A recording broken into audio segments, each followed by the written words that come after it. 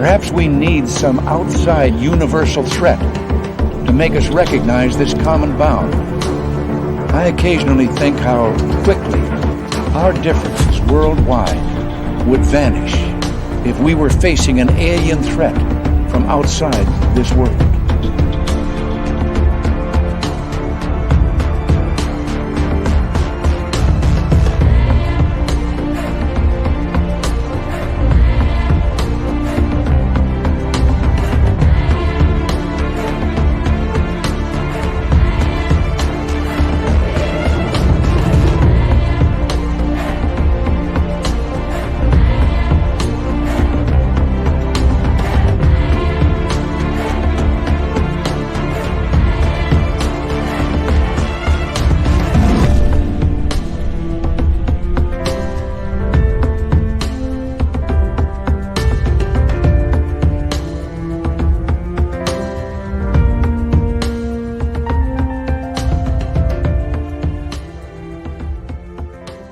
Good evening and welcome to Spaced Out Radio. Tonight we are back to finish off the weekend hard and strong with R Keith Andrews and the ET Connection.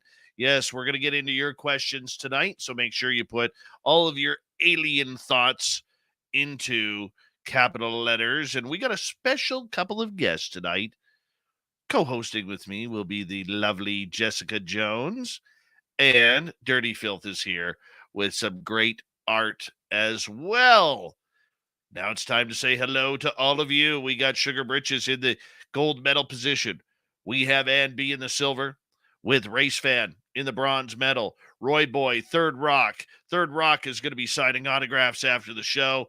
Line up to the left of the studio, if you don't mind, to the left of the studio. Moving on, we got Robert Lamoth, Chris 716, my man Dog in Australia, Brown Dwarf, Nightmare, Lisa C., D. Cohen, Stephanie Kenny Blankenship, Morris Van Bruskirk, good Dutch kid right there. Thank you for joining us in our chat room, Morris. We appreciate it. Nikki in Seattle and Steve Clark, how are you? Actually, Morris is actually Mama Susan. Mama Susan in camouflage. All right, Deb from Sac, Travis Woostos. How you doing, buddy? That's Willie Woostos. Man, I can't read. I'm so excited about tonight. I can't read. All right, Sharon Bender, welcome to SOR Chat. Thank you for joining us. Human Carl is here, not to be misconstrued with Alien Carl. Human Carl, a great veteran of the United States Air Force. Thank you for your service, Human Carl. Wearing number 3 tonight, starting on defense from Stockholm, Sweden. Lars Jansson.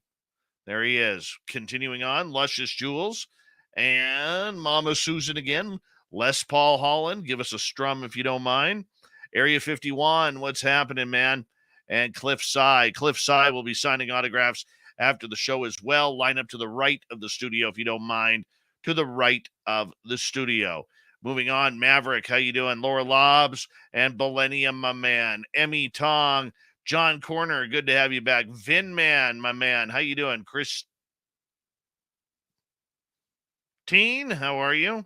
And Chillgasm, Christine Lynn, how are you? And Kurt M. Holly, how you doing, buddy? Penman. And who else do we have? Dirty Filth's in the chat room. Roger Murray, how are you? And we're glad to have you here. Tim Mothman, thanks for coming on in. Sir Grizz and Vash the Impaler. Jamie Johnson, Impish Sun Bunny, welcome to SOR Chat. As we continue on with roll call tonight, the Ferret. Doug Shelby is here. The Doug Shelby has arrived, which means we can officially start that show. This show. What show? Whose show? I don't know. Jessica's show. How about that? Let's do that. All right. Continuing on, Susan Alloway, Sweet Donna Spencer, Robert Snow, welcome to SOR Chat. As we continue on with roll call, Pocket Reality, welcome to SOR Chat. James Friday the 13th, good to see you again. Super Crazy, how you doing? Laura Johnson from Oregon. She's introduced her state. There she is. Give us a wave, Laura. We always wave back. Welcome to our chat room. Hi, Jenna. Good to see you. We love you, my dear. Let's get the radio side started. That way we could get Bill WD-40 into the chat room to lube us up for tonight's show, because you always want to go into a show nice and smooth. Lubed up. smooth. Yeah, you get it. I get it too. All right. And don't forget, if you're new here, do us the favor, hit subscribe, ring that bell. We are here 7 days a week for your listening entertainment. Justin Shapker and Justin's hair, two separate entities showing up in the chat room under one name tonight. That is hella awesome. Yeah. Love your hair, Justin. See how we are living. How you doing? And who else do we got? I don't know. We'll check that out. Super Chat is open. It's a wonderful way to support what we do on this show on a nightly basis as well. Don't forget to give us a thumbs up, thumbs down, thumbs sideways, just to see how things are going tonight. It helps with the algorithms. After the show, leave a comment as well. But right now, I need a favor from all of you. It is that time to throw your horns up. Let's rock.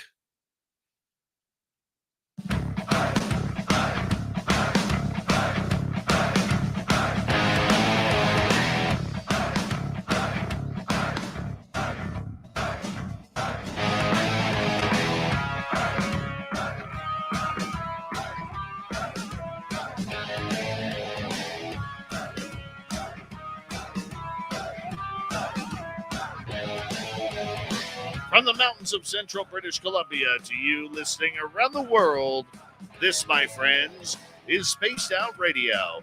I am your host, Dave Scott, sitting in the captain's chair of SOR headquarters. We welcome you to tonight's show on our terrestrial affiliates around North America, digitally on Odyssey Radio, TalkStream Live, and KPNL. All of our archives are free. Join us at youtube.com/Spaced Out Radio. Do old Davey the favor, hit that subscribe button. You can follow us on Twitter at Spaced Out Radio, Instagram at Spaced Out Radio Show, and on TikTok at Spaced Out Radio. Our website, spacedoutradio.com. We have a plethora of features for you. Rock out to Bumblefoot, read the news wire, check out our swag as well. Tonight's show is brought to you by Chive Charities. Help make the world 10% happier by visiting Chive Charities today. You can find them on our website.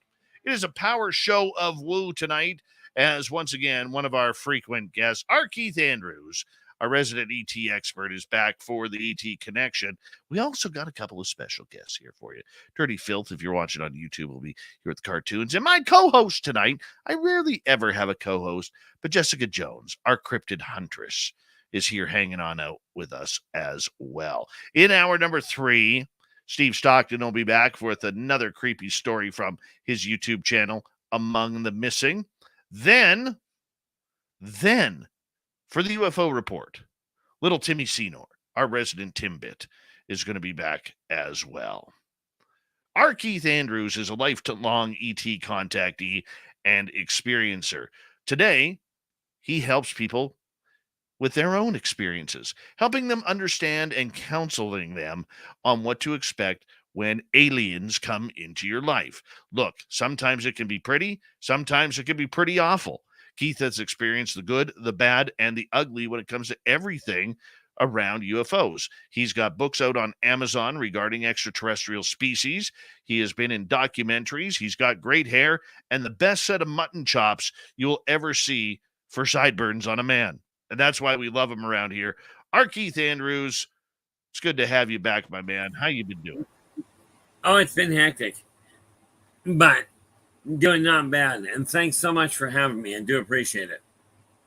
Now, we should say to our audience, our co-host, Jessica Jones, she is having some internet issues. She will be right back momentarily. But, Keith, it's always good to see you. It's hard to believe another month has gone by. We're already on month number 7 of 2023, and yet the aliens are still coming around, man. Oh, it's insane a lot of the time. But I keep getting asked the same question. I keep having to shut it down. They aren't here to kill anybody. You know, the two biggest things I keep having to shut down is people's idea that they're here to either invade us, conquer us, or whatever, or potentially worse, run the world. And they're not here to do any of it. No, of course not. They would have done it when our biggest weapons were spears and bows and arrows. They've done it before that, but you are essentially right. So Keith, You know, for the you, funny thing about it is people spend so much time fearing things, they don't get time to enjoy the other side of it. Keith, for people who may not be familiar with you and your story, let's always give that a little bit of an introduction. You are somebody who is a lifelong contactee. You are somebody who has had experiences with well over 50 different extraterrestrial species. You don't expect everybody to believe you, but you do expect a modicum of understanding of whether or not these things have happened. And you've talked to a lot of people, thousands over the years of Oh doing this yeah. show and others, about helping counsel them about what they're going through. And you've really helped some people. Why do you take this job so seriously? I think primarily because it's one of those things somebody has to deal with it, and the people that are going through it, they're already stranded. You know, my hope is that what I've gone through can help people realize that yeah, your life might be a little screwy, but it can be worked with. You know, it's not the biggest thing people have to realize is that everybody doesn't have to believe what you've been through, but you yourself are going to have to cope with it, one way or the other. And I just do my best to let people know that hey, yeah, your life may be weird, but it is normal for you. Why should people consider ET contact normal? In a nutshell, from my standpoint, I don't know what it's like to not have it, so to me, it is normal. But they are just another group of people. They look a little different. They have different ideas. They have different communication lines. But ultimately, they still stand the same way. Okay, it still boils down to do unto others as you desire them to do unto you. The thing that always confuses me is why governments turn around and shoot first, then go, are they friendly? Well, probably not anymore. I don't know about you, but if somebody pulls a gun on me, I'm usually not that happy about it. But it's an odd life, but it is one that can throw your understanding of reality out the window. Do you like being an ET contactee? I don't have a problem with it, but then I've never known anything different. I mean, you got to realize, my first run in with the off-worlders was on the day I was born. And it was right then. I was literally told by the Council of 12 that no, I wasn't allowed to die. I had a job to do. It wasn't until way later in life I realized what said job was. Well, which boils down to helping people find footing. It is helping people gather their own thoughts about highly strange topics that they may not understand or appreciate. Jessica Jones, welcome. Very Thank you. Very much appreciate you coming on in.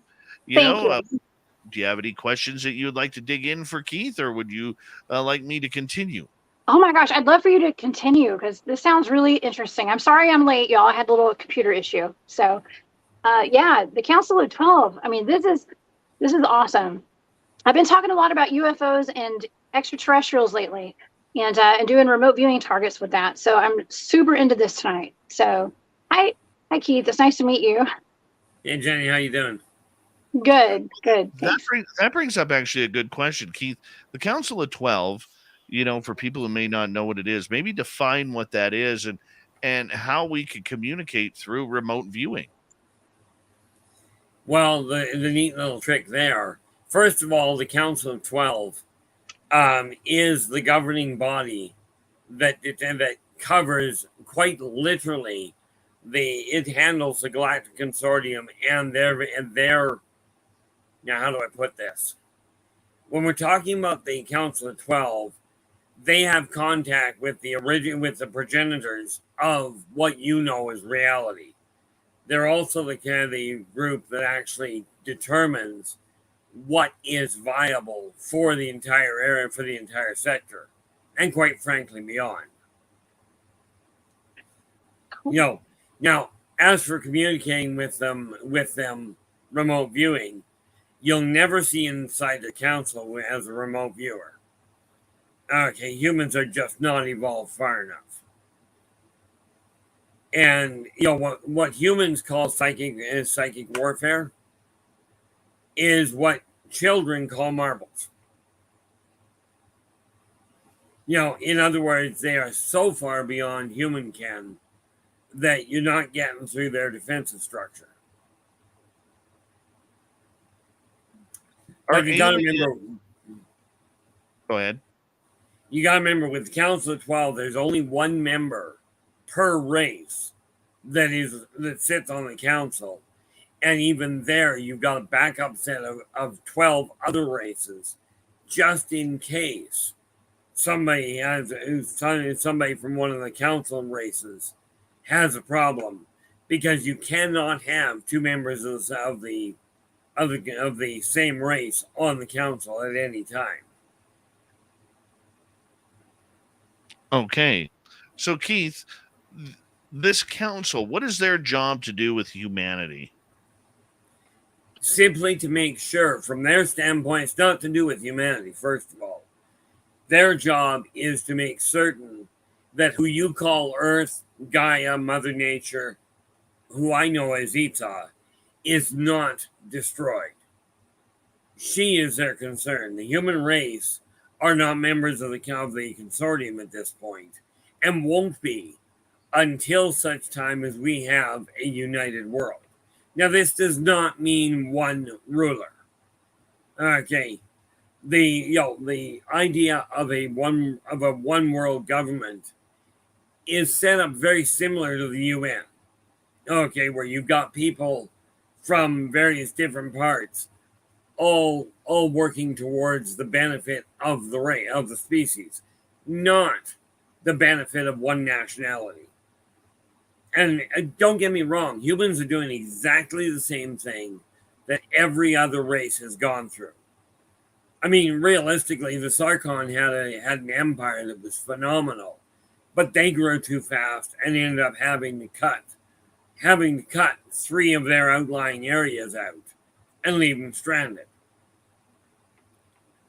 The Sarkon, by the way, are what most people know as the Alpha Draconis or Drakes. Nice little guys, about 12 to 15 feet tall.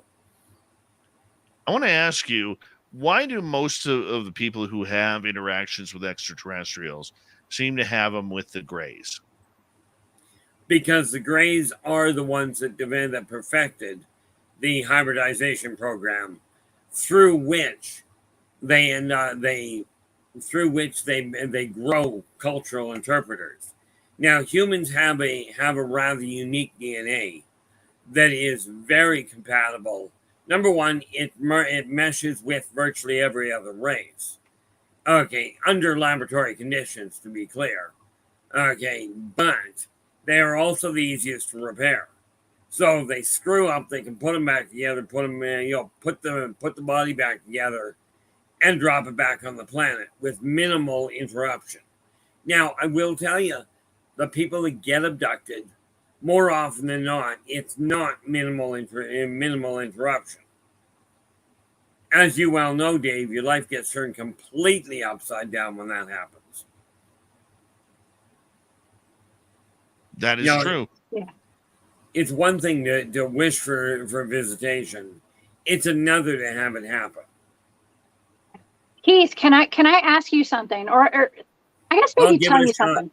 Yeah. So I was tasked. I'm a remote viewer, and I was tasked with a blind target this week of the aerial schoolyard UFO and ET encounter in Zimbabwe in 1994. That was my target.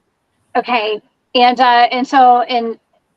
we did a show on it yesterday with my friend Barry Littleton and I, and I was seeing in the data said that it was what I was seeing was beings coming to Earth, warning of something that was going to be cataclysmic or very disruptive and destructive, and they were actually trying to convey that message to humans. Okay, so I thought that was really interesting. That and I did pick up on the Galactic Federation. Okay, like these whatever the beings were involved in the Galactic Federation, but they were coming to Earth to warn the children, like tell the children of all people, telepathically. Okay, and there are a lot of cases of this all over the world.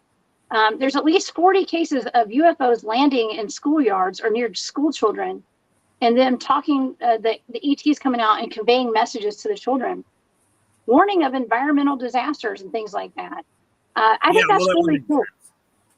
That would make sense. First of all, adults won't listen. Children are almost consumed by curiosity, right? And as I say, I love the way that Whitney Houston put it, because that's why they target the kids. Okay, they're not. When I say target, don't get me wrong. I don't mean they're in danger.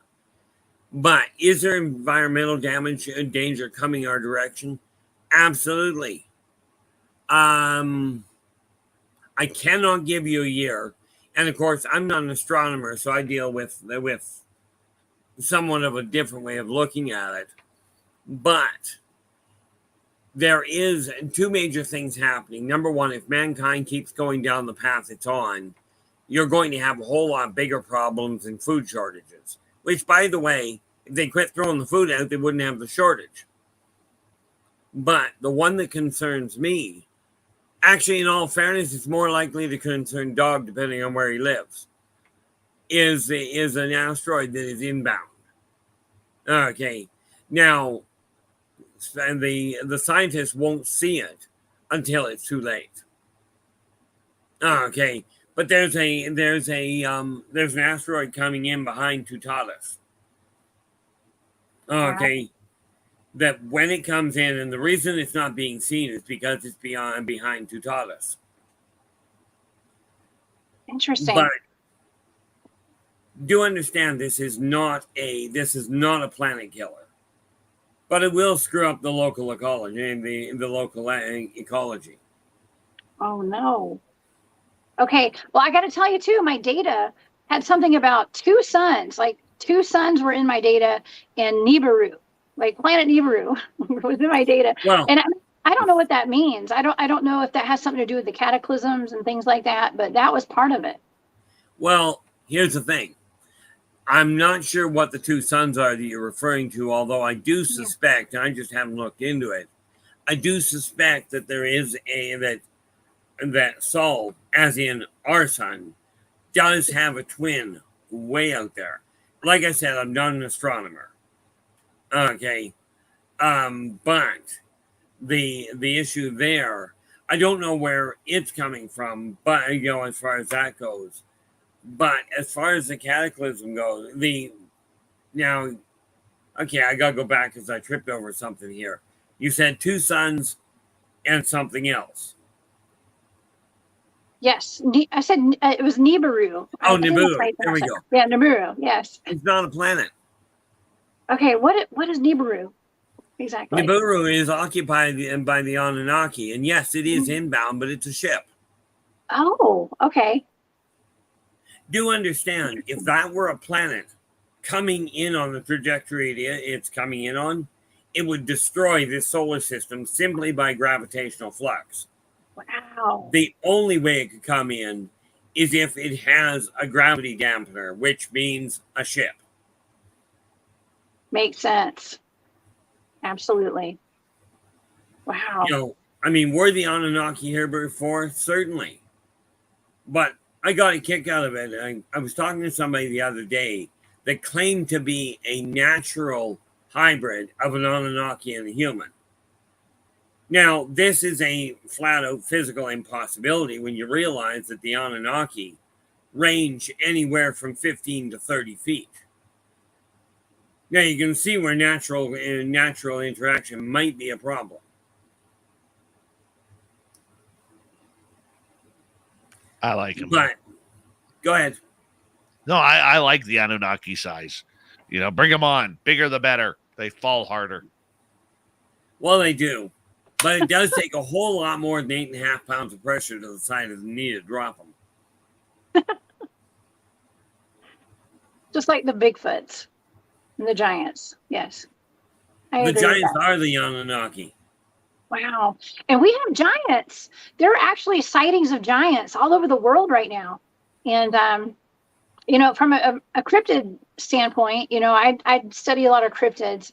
And there's a lot of giant sightings. There's actually videos of giants walking on the side of mountains and things like that right now. That To are me, recent. that's not a shock. Me Yeah, neither. I mean, there's been bones of giants for damn well. Obviously, their bones have been here for a while, But no, I don't do any research. I mean, that's where the big problem comes in. It's like, where do you get your information? Well, firsthand, it works easier for me. Oh yeah. But no, giants are very much a real thing, as are most of the so-called mythological people that you know of. Oh yeah. But it did get told the other day, people are wondering when the aliens are going to reveal themselves en masse. That is going to be in about 150 years. Actually, probably in about 100 years. Because by 150 years down the road, this is going to look more like Star Trek as far as, the different races wandering around. Okay, Keith, I have to ask you about this. And I'm sorry to take over the show, Dave. I'm not trying to, I promise. You go right ahead. We got 2.5 minutes before we got to go to. So, Keith, I've been seeing these videos online on social media of people freaking out on airplanes where they are saying there are shapeshifters on the airlines. And there are people whose eyes are blinking sideways, not like this, like our eyes, but like that. Do you think that there are shapeshifters or aliens or reptilians? What do you think's going on? Do you think this is real? Well, number one, there are very definitely reptilians floating around, but no, reptilians themselves are not shapeshifters. I've yet to find a reptilian race that is, unless we go back to V. And that was a whole different ballgame. But there are some shapeshifters, but as far as the vertical eyelids, this is going to sound weird, but that's actually normal. Oh, okay. Well, normal with some races, it's normal. Okay. But yeah, and the thing is, if it's weird, people are going to panic about it. But you'll notice they keep seeing people, and it's always reports of a weird appearance or a weird feeling about them. But there's never any indication of, they made an attack on the plane. Or nobody said, I saw a reptilian. It was blowing up the local Coliseum. Yeah. It was just sitting on an airplane. It was just hanging out on an airplane. It was just chilling with a hoodie on. Yeah, that's weird, right? There was one in America and one in the UK, actually, this past week. Yeah. That one in America, I will say this, as we got about a minute to go here. That lady was so liquored up. You think? Okay.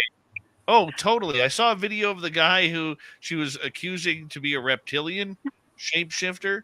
And the guy who actually went on TikTok and said, yeah, I'm apparently the reptilian, and he had tattoos, the guy in the hoodie. And I just want to tell you I'm not an alien, and that the lady had been drinking and, made some really weird accusations after she had asked him whether or not he was a member of a certain group. Okay. And to which he confirmed. And then he told them that we don't own the Earth, we own the universe. And that's when she freaked out and called him a reptilian. So I'm not. Wow. I hate to break your heart on that one, but I thought it was funny. It is. R Keith Andrews, Jessica Jones, our special co-host, and more on Spaced Out Radio. We will get to some audience questions when we return for the second half hour of Spaced Out Radio. The ET Connection with R Keith Andrews happens at this time every month. Come on back. We'll be right back.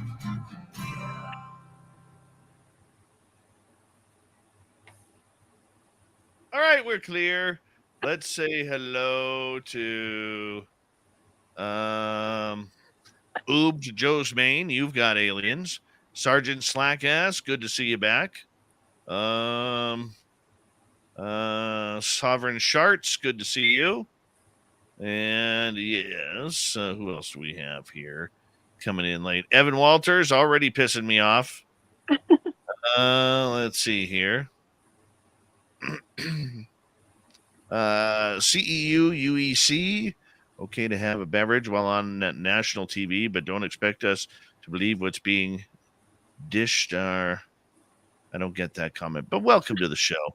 And let's see here. Marge Maple, welcome. And let's see here. Who else do we got in the chat room? Let's see. Seamus Malarkey, welcome. And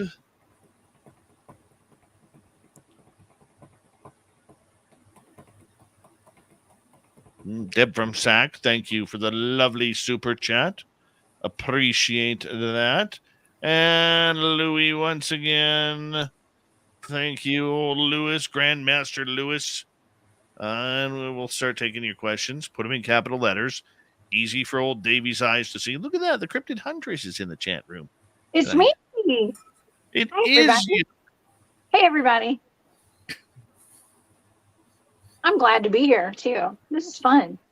The computer's not working, Digger Dog. I try to get on my computer, and it's I have a crappy computer. I'm sorry. So I'm on my phone. But I'm here. Night Gazer, good to see you. Prince and Royalty S, welcome to SOR chat. IXOXI, welcome back. And I think we're caught up in the chat room. Dog in Australia loves his Jessica Jones. Hey, Dog. Thank you so much. I love you. Thank you for being here. Dog. Mm-hmm. We say dog in Georgia. Dog. Yeah, you it's like spell it D-A-W-G down there. D-A-W-G. Yes, dog. Thank you, Christine.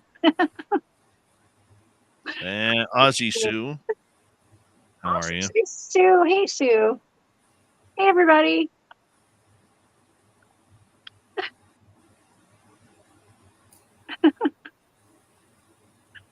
And hey to Phil. Oh, sorry. Neil Warden says, who knew manure was in chemtrails? Manure? I hate manure. Call it poop. It's more fun to call it poop, Neil Warden. Manure. Phil Sithbottom, welcome.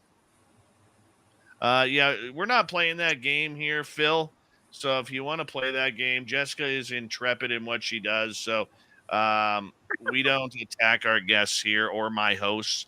So you can either play nicely or not at all.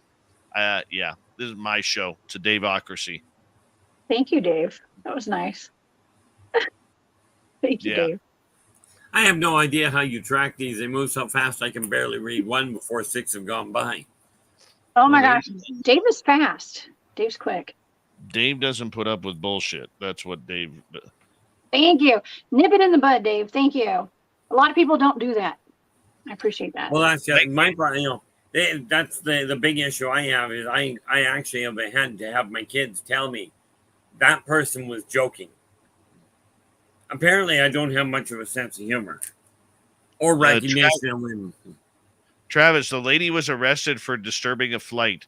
They don't take too kindly to that. Yeah.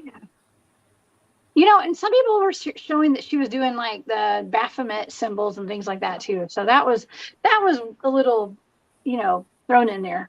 So who knows? Could have been what do we call those? Psyop? I hate to say that on YouTube. Yeah, psyop. Yeah, we can say it. The unknown, how you doing? About it. 1 second, guys. Let's see here. Dog. Thank you, W. That's sweet. All right. Big thank you to Dog ×3, W Decker ×2, Derek, Deb, Louis ×2. Thank you for the love. And Wrenches, we may get some trolling tonight. If you see the trolling, let me deal with it because I love that type of shit. Okay? I love it. So if it happens again, let me deal with it. Thank you, Pam Harris. Much love for that great super chat as well. And yeah, we're going to get going in like 5 seconds. Don't forget to hit subscribe, ring that bell, and put your questions for Keith in capital letters. Here we go.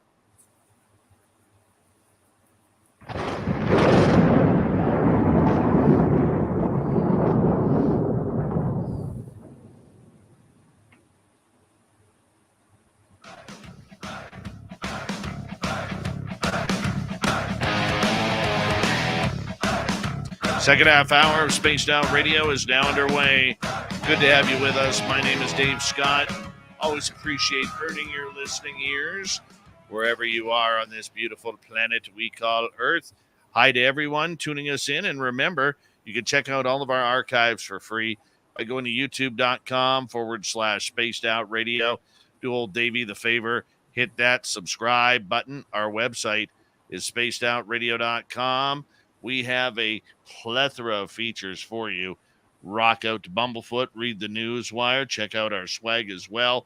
Follow us on Twitter at Spaced Out Radio, Instagram at Spaced Out Radio Show, and on TikTok at Spaced Out Radio.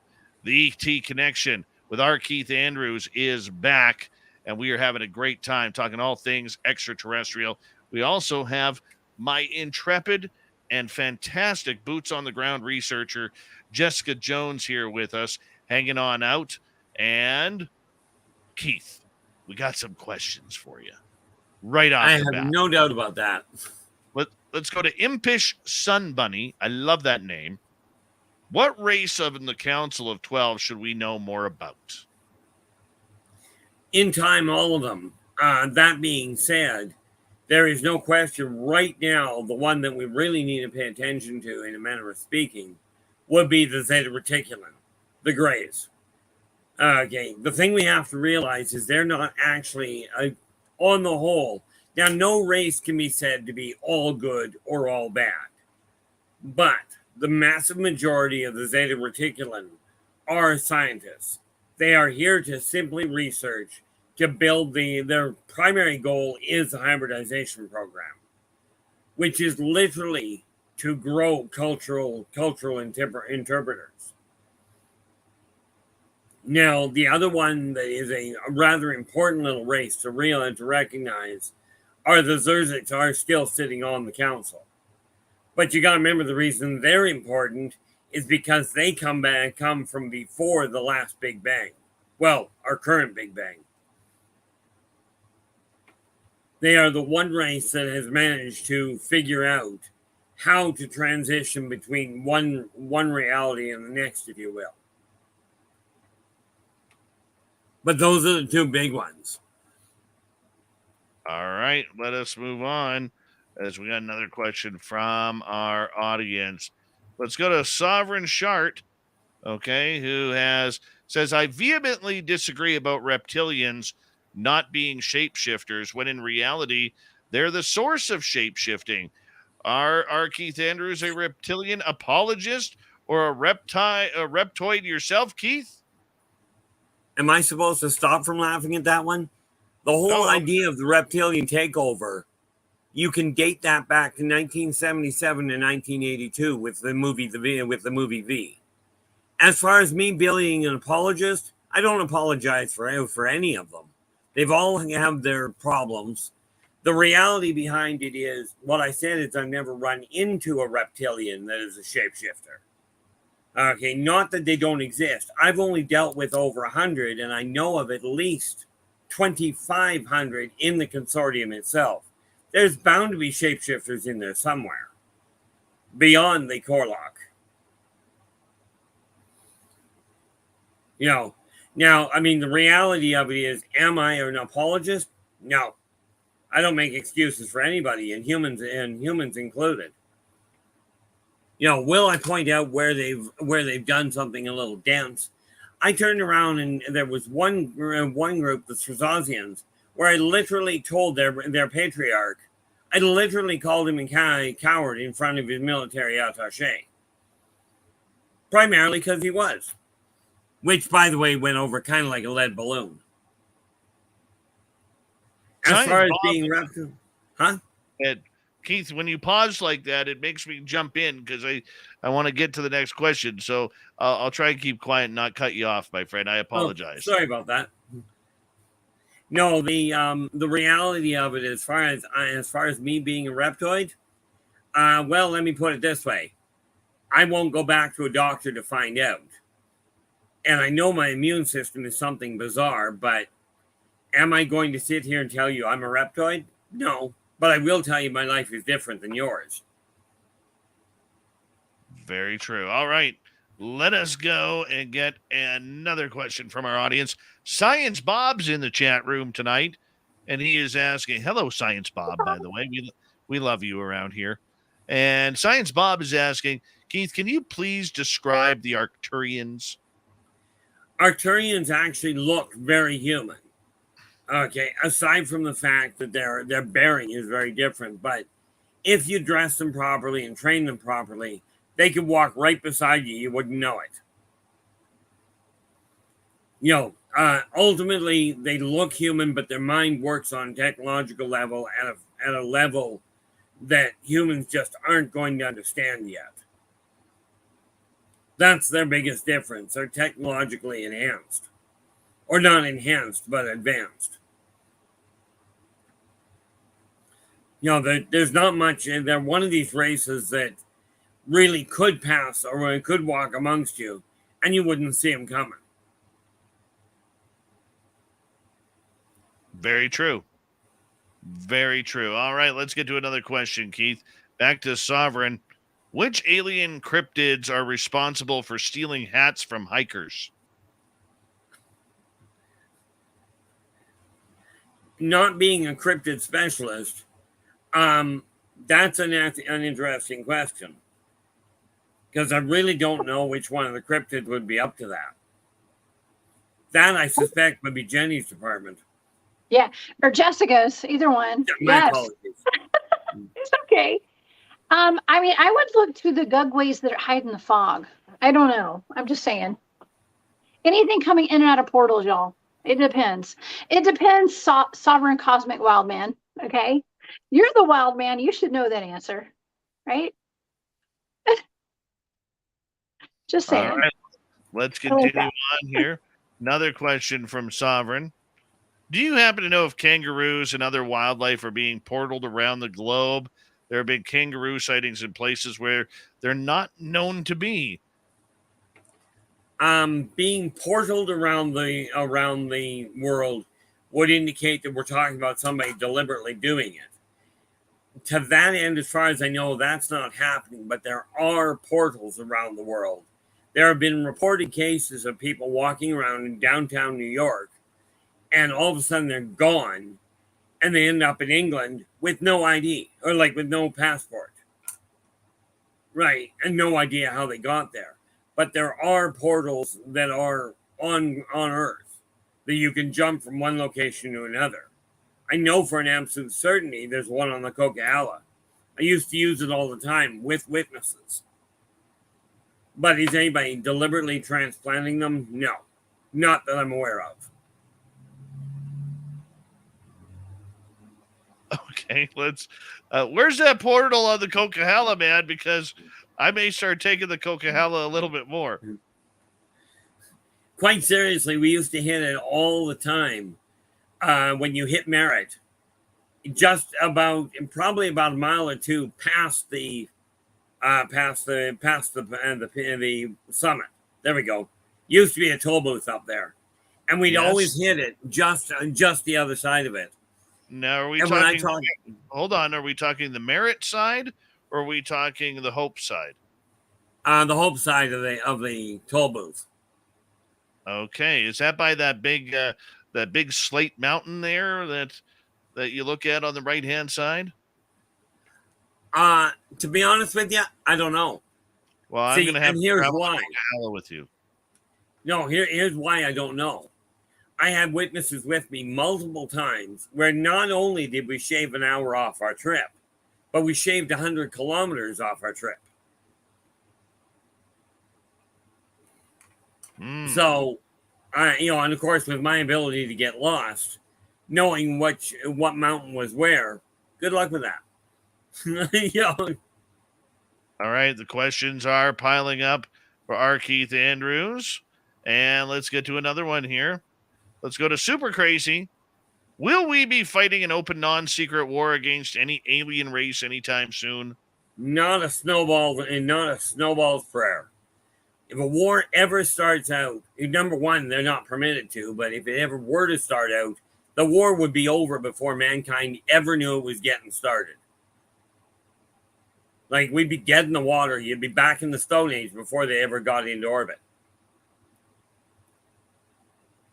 And yes, I did have an interesting conversation to find out how they would do that. But no, war from the off-worlders is not going to happen. Okay, moving on. Super Crazy again. Can humans defeat any invading alien army like in the movies? Well, considering the movies are imagination, absolutely. But if you're asking if they could do it in reality, not a snowball's prayer. I mean, number one, you got to realize, first of all, trying to hook a computer up to an alien computer is like trying to hook an abacus up to an IBM. You know, there's something that's just not going to work. They use a biomagnetic flux holographic interface to work on their computers, not a wonderful little version of electricity. So no, mankind in a galactic war hasn't got a prayer. And mind you, it makes for a beautiful storylines and great movies. All right, let's continue on here on Spaced Out Radio. And let's see. Let's go to Neil. Are Cyclops aliens or cryptids? If we count cryptids as ancient races, then they would fall under the category of ancient race, because the Cyclops are an ancient race. They're actually the children of the Anunnaki, just like we have some humans that are born a little off standard shape. The Cyclops were children of the Anunnaki originally. But we are talking about children that were physically, and I know this word upsets a lot of people, but I don't know how you say deformed if you don't use the word. But the Cyclopean children were simply a malformed Anunnaki. This is one of the reasons why they're not as tall. All right. Moving on, let's go to Cat the Kit. Which race uses an arena with abducted for study of mental aptitude? I was about to ask which one doesn't. But you're likely to, like, there's a number of them, but I would be inclined to say you're likely looking at the Maldoks. They're the ones that show up in the Colosseum-sized ships, the Colosseum-shaped ships, because those are generation ships and they bring their entertainment with them. Wow. Well, I actually, one of my good friends, his name is Bob, we call him Grumpy. He's on one of my research, or three of my research teams actually. And Grumpy, he used to be in law enforcement out in California. And there was one call that he took back in the day, and the high school was going nuts with the lights, and the power was going on and off, and people called to report that the alarms were going off at the high school. And he and his partner went over there to this high school, and the lights were flashing on and off the entire, like, the power was shutting on and off and blinking. And over the football field, there was a Coliseum, I guess like it's actually like a Coliseum or like a carousel type thing, a UFO flying overhead at this high school. Yeah, that's exactly what you were describing, is what he saw back in the 1970s. Yeah. No, and I do appreciate the corroboration, but yeah, that's your Maldokian generation ship. Wow. Very cool. And I got to tell you, Keith, so he always talks about this device. The government, somebody in the government came in and gave him a device to set up in his home that would detect UFOs coming into the environment. Okay, and so Grubby had a device, and he talks about it all the time. And this was, I'm going to say this is back in the 50s or 60s. He had a device that that it would actually go off, and they were instructed, his family was instructed to call a phone number anytime that device went off, and it was detecting UFOs in the environment. That's crazy. Crazy, right? You know, this is why I made the comment a while ago there, Dave, when everybody was all up in arms and the government said, "Oh, we put a rover on Mars." I'm like, in the 70s that would have been news. Now they've already got it set up. It's been there forever. But I do actually have a way to show you something here. That is a Maldokin. So explain that for our radio audience, Keith. Oh, my apologies. Yeah, that'll work well for the video, for the chat room there.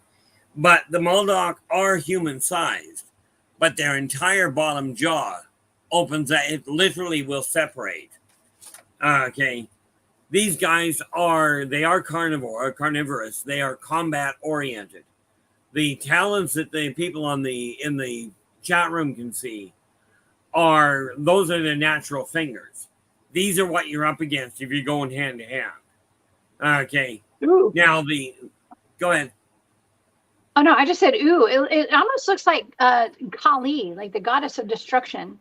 In my opinion. I was gonna say that's a pretty rude thing to say about Colleen, but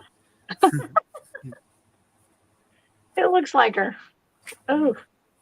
But no, these people are bred to war. Wow. Humans aren't. Okay, and you got to remember, not everybody.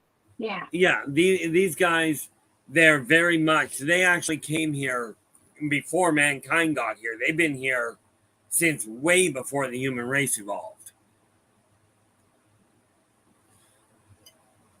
All right, let's move to another question here. So we got 6.5 minutes. And let us go to, let's see here. Enki. I have a question today. When?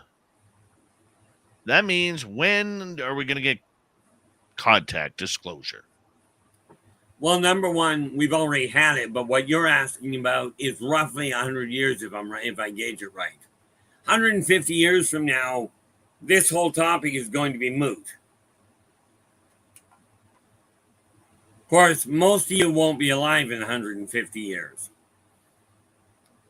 Likelihood the better portion of you. Well, thanks for that. Positivity and a positive outlook, Keith. It is really a positive outlook. I'm positive most of you will be dead.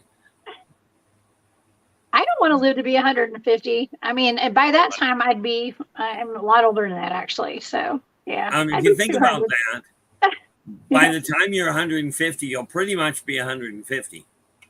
I'd be 150 and miserable at that point. That's a lot. Unless we have like some sort of technology that can expand our lifespan, in that case, yeah. Tell you where you find the technology. Go look in the mirror. Yeah, your body replaces every cell in the body, and the current Terran scientists have proven this. Every cell in the human body is replaced every 7 years.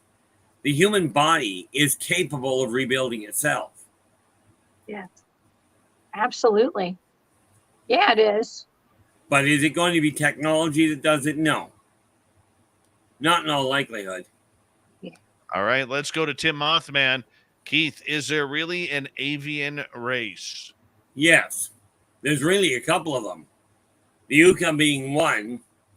Okay, there are a couple of others. I'm just trying to think offhand. I know of at least 3 races that are what you would call avian. They're not technically avian, but they do look it. But the Yucca look very much like owls.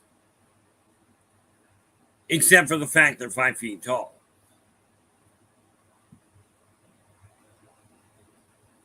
Okay, let's continue on here. As literally, we got a plethora of questions. Sovereign, is asking, please describe the facial features of a cloned non-human. Details. What do they look like, Keith? Of a cloned non-human? Depends on what they're being. If they're cloned and they're non-human, that depends on what they're being cloned from. Unfortunately, giving you a specific detail is going to be a little bit of a problem because you got way too many variables especially in that question. I mean, let's face it, if they're cloned, they're going to look. If they're cloned properly, they're going to look like whatever they were cloned from. So, I mean, realistically, if we've got a cloned Maldokin, one thing I do want to clear up, though, the Zeta Reticulins are not a bunch of photocopies. They are not a dying race. They are, however, and I only just found this out the other day, they are actually reptilian in nature. But they are not dying by any functional stretch of the matter. But it really does depend on what you're cloning as to what it's going to look like. I mean, let's face it, you clone a Wara, it's going to look like a Wara. All right, moving on. Let us go to Prince. Which one are taking people from national parks? That would depend on the national park and on literally which country the national park you're referring to is in. The Zeta Reticulins are known for being the Zeta Reticulins in conjunction with the Nords are known quite often to work together to pick up people. Now, they do their best to put them back in the same place, but it doesn't always work out that way. This is why you end up with some people with their clothes on backwards or somebody else's clothes, because they don't just take one person at a time.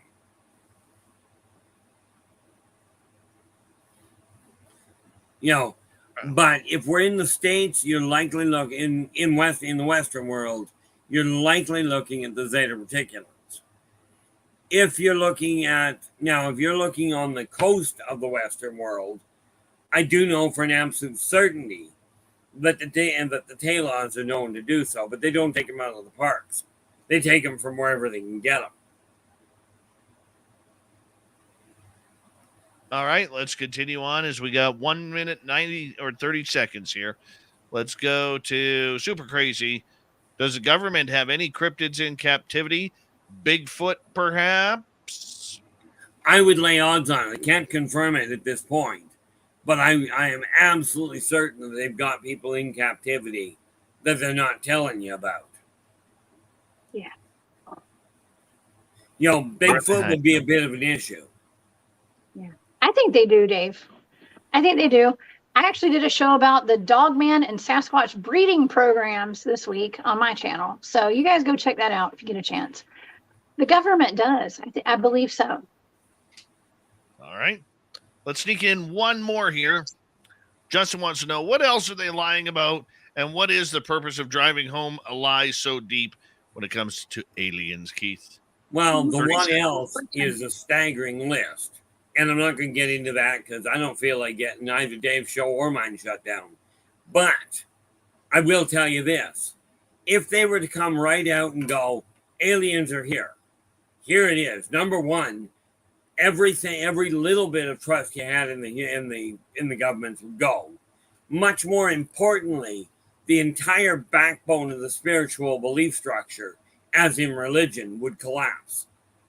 And then we've got an absolute problem on our hands. But that's why they're burying it so deeply. On that note, opinion, anyway, we are through 1 hour here on Spaced Out Radio. My name is Dave Scott. We got a ton of questions to get to in hour number 2 from our audience, courtesy of all of you tuning on in. My co-host tonight, Jessica Jones, the Cryptid Huntress, and R Keith Andrews for the ET Connection. We will be right back right after this.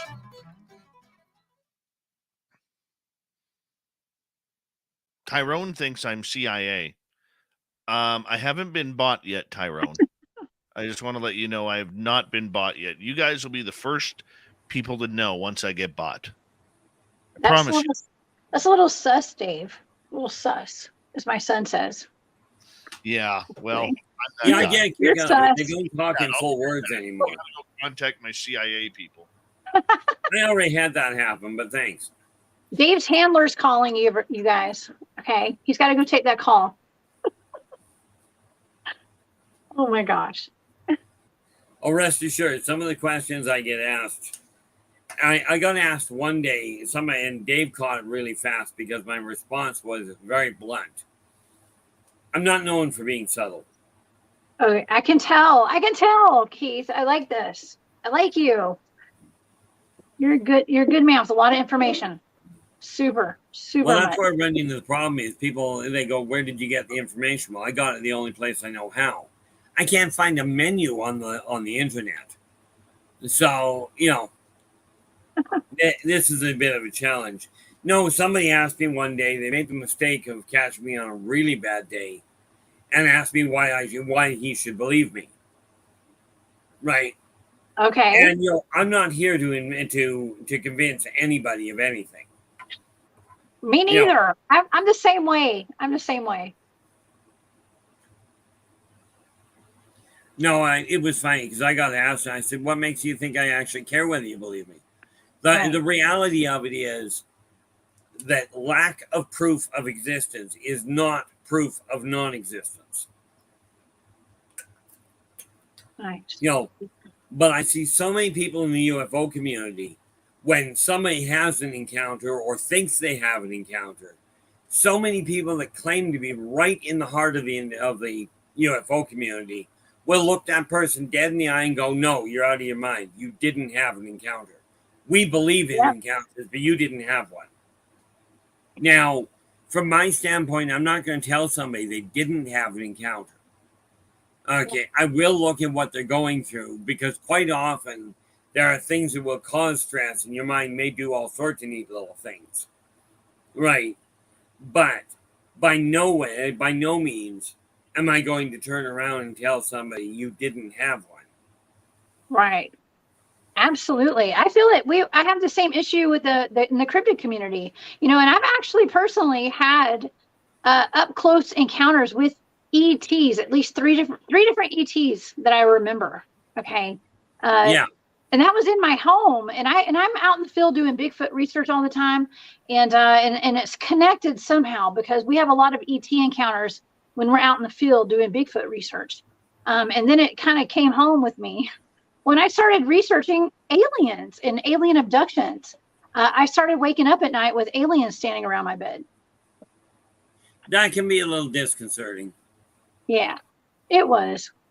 Well, it's not to me. I'm inoculated to the high strangeness, I guess you could say, and so it wasn't that weird. I had been seeing ghosts my entire life, like ghosts, what I thought were ghosts, at night when I wake up, and now I question, like, were those ghosts actually ETs? But like in my mind, I thought they were ghosts. And most of the time, a ghost is a ghost is a ghost. Yes, that's true. That's true too. But there are some. The thing with off-worlders is it's not so much that they are like we run into a problem when we start looking at people and going, they're different from a different dimension. Everything in my experience, everything that you ever witness on this planet, in this dimension, in the third dimension, is three-dimensional. But, and this may be a terminology problem, if you vibrate something fast enough, it disappears. And there are races that are out of sync, that are vibrating so fast they will pass right through you, or right through a wall. They are still third dimensional. They're just vibrating at a level that they can pass through what you see as solid. Wow. Interesting. That's very interesting. Wow. Well, that would actually explain like even the Bigfoots going invisible potentially. Yes. Ultimately, it does. They are, and this is why I say, now you'll never see, at least I've never heard of running into a man, like a a dangerous or violent violent Sasquatch. Yeah. There is a secondary race that is off-worlder that are Wara, and they Yeah. will rip your arms off and beat you to death with the wet end. Yes, we have some of those here in the in Earth or on Earth.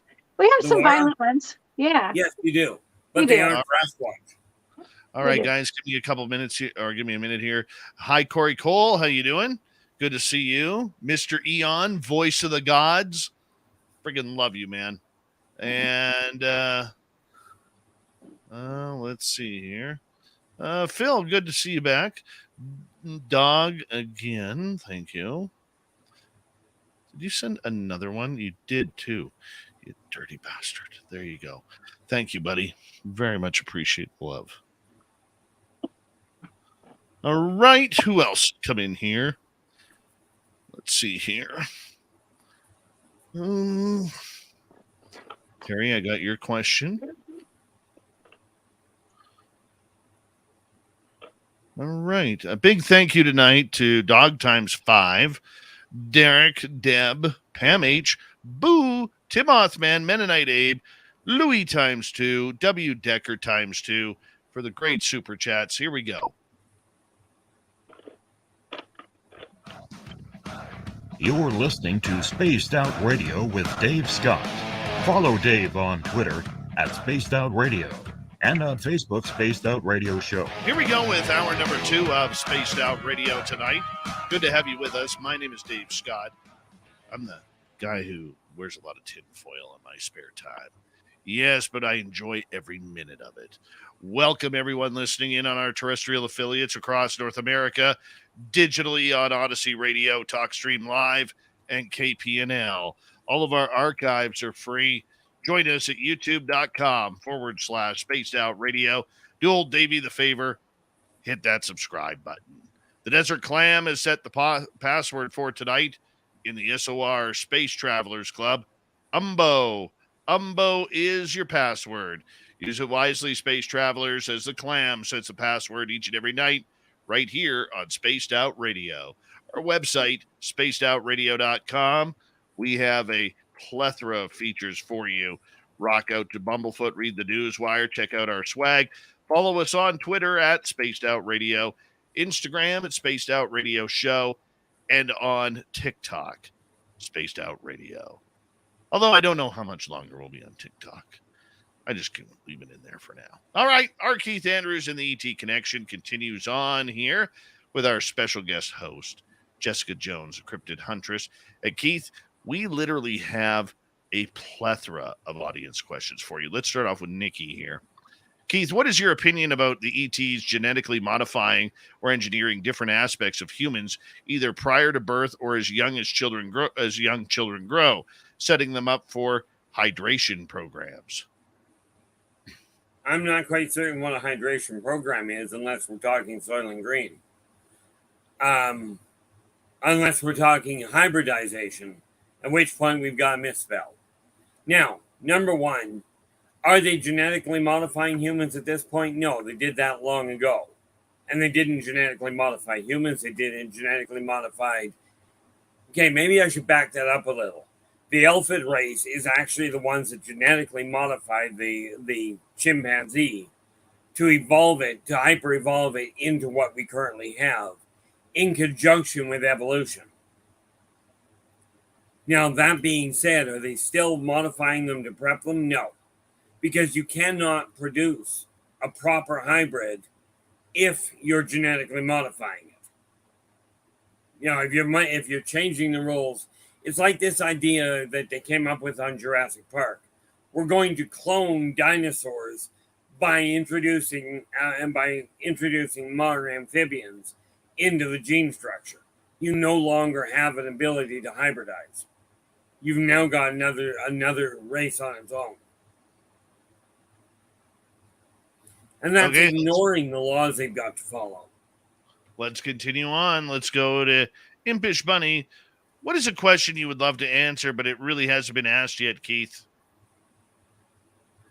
Well, sadly, people will take great offense to that one.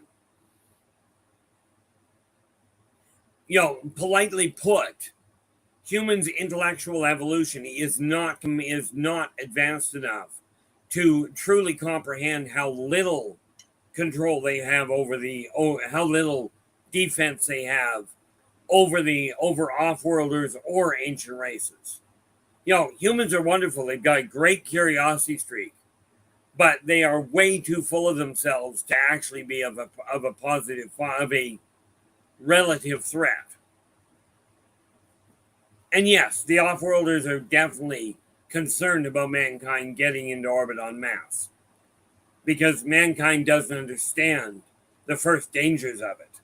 And I'm not talking dangers as in alien invasion on the Earth if mankind leaves. Mankind already left Earth. But mankind's intellect has not evolved far enough to realize that the color of one's skin doesn't make them a different race, doesn't make them a danger. And therefore, the physiological configuration does not make them better or worse than another race either. This is where intellect and ego get into a problem. And no, by the way, I don't actually prefer aliens over humans. I just happen to understand a lot more about what they're doing, and a whole lot less about why humans keep doing what they're doing, except fear, which is a wonderful motivator, apparently. Very much so. Okay, Keith, let's go to Tricia. Are there any known Middle Earth civilizations in or near Mount Rainier in Washington State? Well, I could ask the question known by who, because they definitely know they're there. But in around Mount Rainier, you've got your Elfid, you've got your Gnomish, you've got your Dwarvish. You do have many of the. You've got your Cyclops, the Gron, which are what you would know as Minotaurs. You've got some of the Sylphs, some of the Faerie. You have Angelus that you'll find way up in the upper levels of Mount Rainier, or that you may find up there anyway. May, as in you may not be able to track them down. But these are just some of what's up there. All right, let's continue on. Let us go to Enki. Which extraterrestrials drink alcohol, especially beer? That would be the Dwarvish and the dwarfs. And they aren't extraterrestrials. But, they don't drink beer. It's just that 90% of their food is fermented. And yes, they really are grumpy. Oh, it's always good to have grumpy aliens around, isn't it? No, Jessica? grumpy drunk aliens, Dave. That's funny. I like that. They're not alien. They're ancient race. Yes. But they are grumpy if they don't get their alcohol. Yeah, Oh sounds like a good night. Sounds like a good night in Vegas with Jessica Jones. That's I true. know. A lot of people get grumpy when they don't have their margarita on a weekend, right? Why not? All right, continuing on here, Keith. Let's go to Elliot. Do ETs have any form of religion or belief in afterlife? Virtually every race that I've run into does. Some of them actually believe in the same thing that mankind does here. But virtually everyone believes in a hereafter. Some call them, there are a few that'll call it God. Some call it Etza, as in they worship who you would call Mother Earth or Gaia. Okay, some worship Natash or the Great Drake. Okay, which are, as you can well imagine, reptilian. Okay, your reptilian baselines. And then, of course, a lot of them refer to it as source. Okay. So, I mean, yeah, they absolutely do. Okay, let's continue on here. Let's go to Paul. Are aliens responsible for all the people turning up missing in national parks? For all the people turning up missing, no. But they are certainly responsible for a few of them, if not a great number of them. Mm-hmm.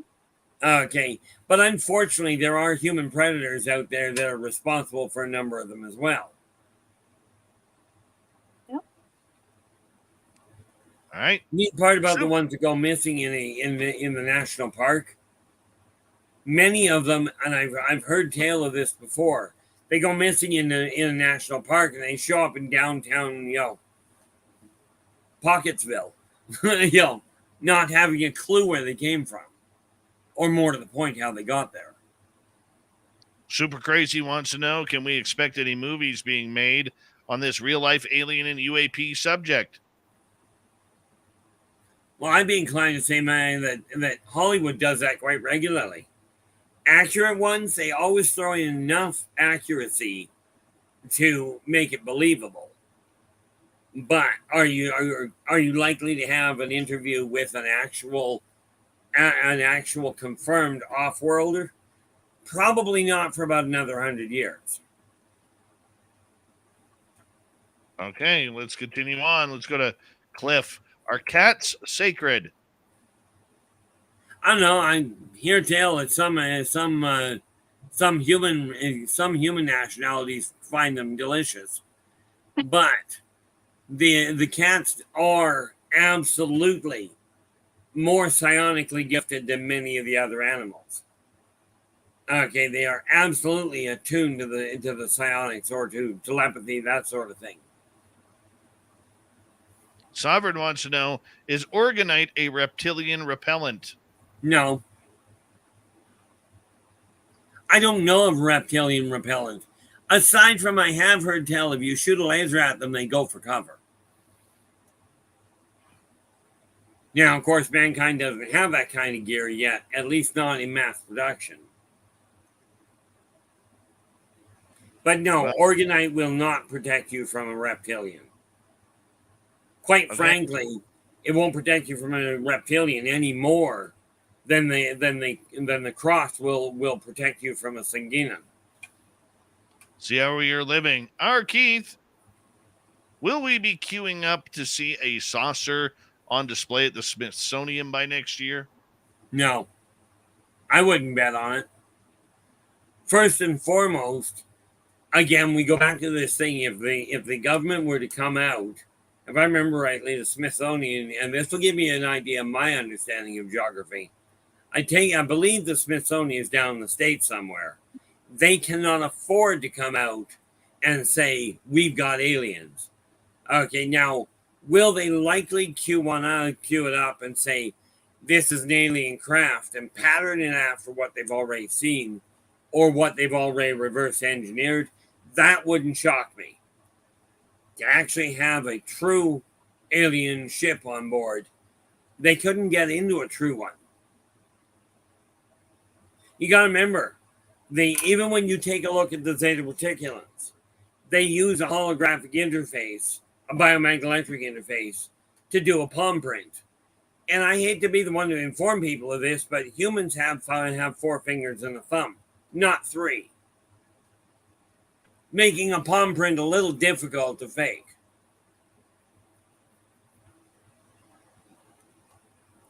Okay, let's continue on here, Keith. We got a lot of questions here. Sovereign wants to know, rocks that are shaped exactly like a donut bar, do you happen to know what the function of those are? Could they be petrified giants' fingers? Rocks that are shaped like a donut bar? I don't know what a donut bar is. I'm way too Canadian for that. Okay, good. That's to help me out. Donut bar. I don't even know what a donut bar is. Never heard of it. Okay, I'm going to have trouble with that one then. Okay. Let's move on. The unknown wants to know, then why are we immortal if the body replaces all cells? Why are we immortal? Well, the immortal part is the soul. As far as the body goes, mankind has poisoned his own world. This is the only race that I know of that will deliberately or by accident, by neglect, poison and toxify their entire planet. Other races will do it to somebody else's planet, absolutely. But humans are doing it to their own planet. Net result, it's wiping out the body's ability to replicate. Wow. Yep. Gotcha. Okay. Let's move on here. Let's go to Clemente. Are there really a lion race and a mantid race? Yes. The Alarians and the Alarians are the Alarians are a wolfen race. The Mantis would be your Kleeklok. Okay. And yeah, they really do exist. All races are not bipedal. You know, the Lyrans are that's an overall a catch-all for a number of different races. But when you take a look at Terrian tropes,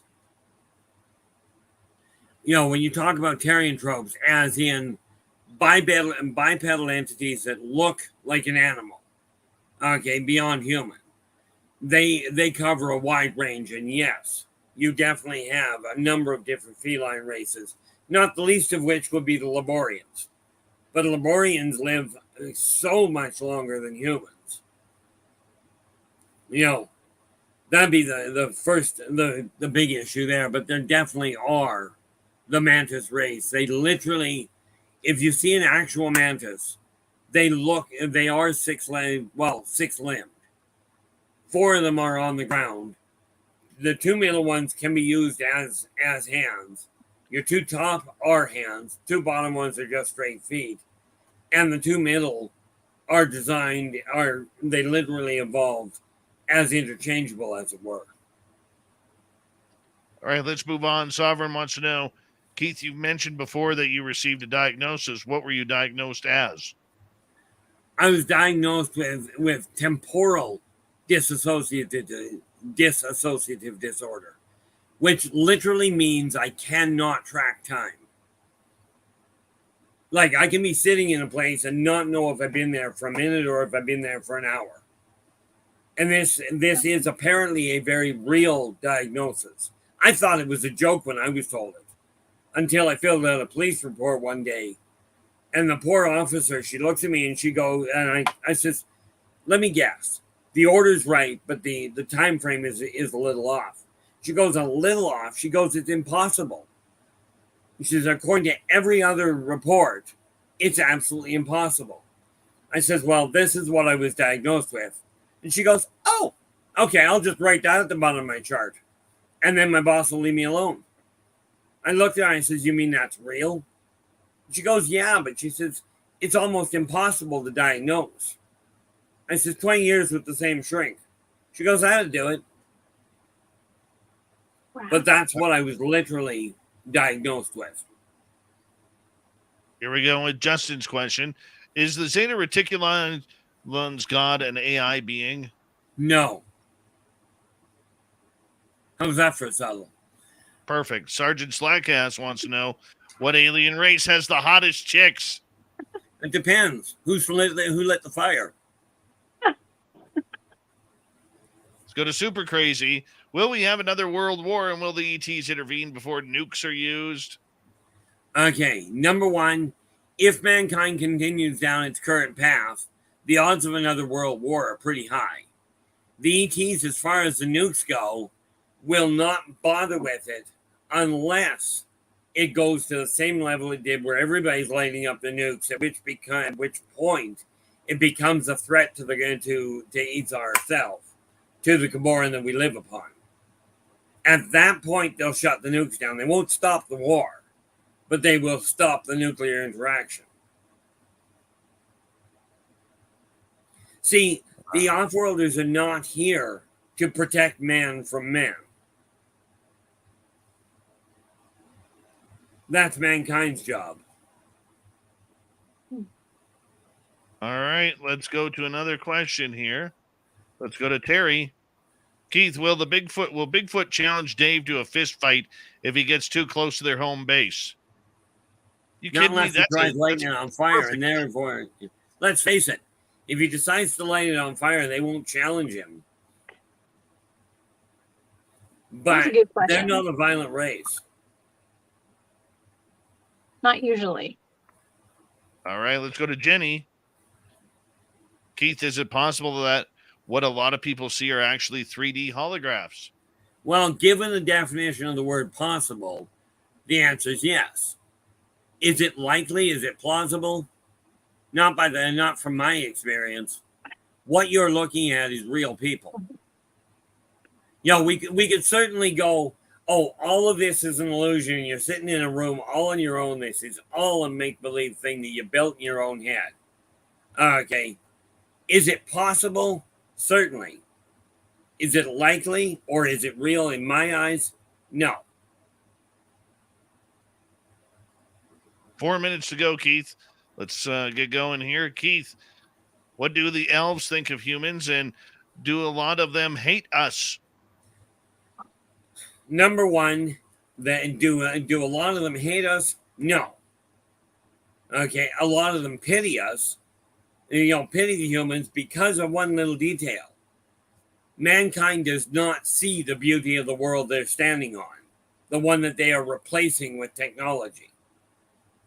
So do the elves, they do feel that humans are extremely short-sighted and greedy almost to the capacity of what the dwarves are. Funny part about it is the dwarves aren't really that greedy when you think about it. All right, let's continue. Let's go to Big J. What are the Orions up to these days? At this point, trading in the far reaches. Once in a while, you'll get an Orion in the area. And by the way, that relates back to that other question. By human standards, the Orions and the Venusians are the best looking. Although the Ennead run a pretty close third. All right. Cat the Kit wants to know, what is the purpose of stimulating space races between governments? Is it a judgment? How about if we try greed?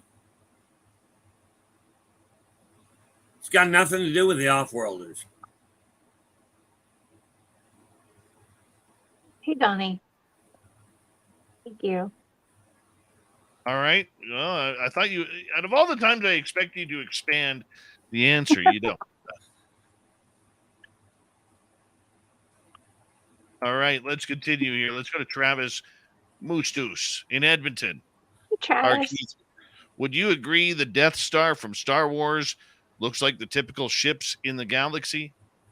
The typical ships, no, but it does look very similar to some of the larger warships. And the consortium does have a ship like that carries a planet buster. So what you saw in Star Wars with the Death Star is an artist rendition, but it is a rendition of a real ship.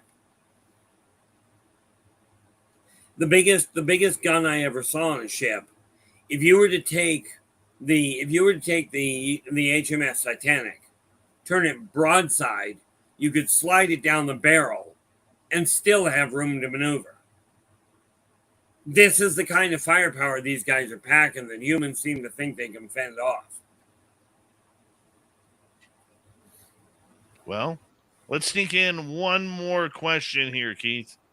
One more.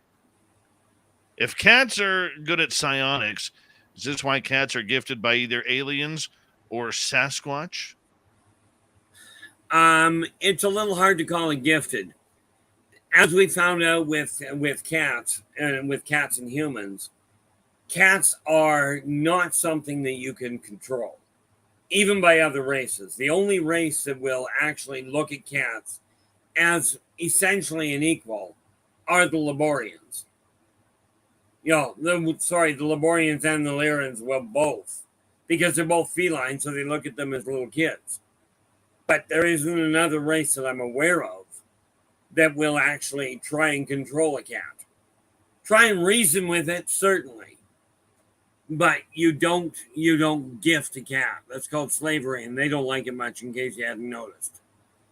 And on that note, we got R Keith Andrews of the ET Connection for another 30 minutes here on Spaced Out Radio. An entertaining show indeed. Jessica Jones, the Cryptid Huntress, is our special guest. Host tonight, Dirty Filth on the art, and all of you, as we have a good time tonight. We'll be right back. I have a problem. I'll be right back. All right.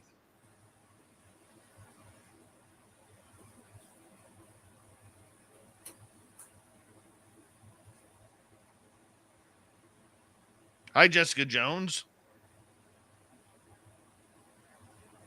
You're muted. You muted yourself. I was trying to make you lip read. Okay. Oh, I was okay. trying. It was All right. telepathy. Yes. Thank you so much for letting me come on tonight. This is so fun. Like, R Keith Andrews is the man. I like him. You got to have him on your show. I would love to. Do you think he'd come on my show? Oh, of course he would. Oh my gosh. Yes. Absolutely. Hey, we have a really good lineup this weekend, Dave. I'm just going to put it out there. You do that. Can I do like a little commercial for Off the Trails while we're here? Yeah. Okay, I'm so excited. Look at me. I look like a little schoolgirl. Okay. So tomorrow night. Oh, what was that? That was my door closing. No, it's me on the big screen. Okay, so tomorrow night, you guys, I have Tony Rodriguez coming on my show. He just wrote a book. It's called the Star Maker, Project Star Maker. Sorry, can't remember. Project Star Maker. He was actually kidnapped when he was a child and put into the secret space program. Okay, at like 12 years old. And he did the 20 and back, y'all. And so Tony is coming on Spaced Out Radio tomorrow night. And he's actually become a friend of mine. And I met him recently at a conference that I did. And he and I do some work doing remote viewing targets together and stuff. He was actually taught remote viewing in the program, y'all. And he and I do targets together. And so he's coming on tomorrow night here at Spaced Out Radio. Don't miss it. And then Sunday night, I have my other good friend, Ron Murphy. Okay, the Cryptid Guru, you guys, is coming on. The Crypto Guru. The Crypto Guru. We're going to be talking about vampires. So I know that I've had a lot of people ask me to talk about vampires. He's coming on. We got Ron. I talked to him on the phone tonight. We're talking about vampires tomorrow night. And yes, Donnie Cho, it's 20 and back. You're going to hear all about it tomorrow night. If you guys aren't familiar with the Secret Space Program, which I think most of y'all are, I know I haven't seen a whole lot of Secret Space Program shows on Space Out Radio yet. So the Cryptid Huntress is bringing it in there. And we're going to get down and dirty with the Secret Space Program this weekend. You're welcome. Keith, quickly, thank you for that, Jessica. That was awesome. Absolutely. Commercial break. That was my commercial break. Keith, Derek would like you to tell everyone about your newsletter and the options people have to receive it. That's an easy one. Literally, it's titled Positive Perspectives. It is available either by email or by land mail anywhere in the world, absolutely free. Okay. And I literally cover everything from things from the paranormal, the alien side of things. Basically, what we got? It really does cover the whole array. Okay, entertainment, the paranormal, the alien side, economics, as in the evolution of the human race, and a number of other topics as they come up. The one thing it won't cover, or the one area it won't cover, is the fear-mongering that goes on with the amount of who shot who ripped who off. I'm not going there. Beautiful. But if you drop me a line at innervoiceenterprises@yahoo.ca, that's the easiest way to find me.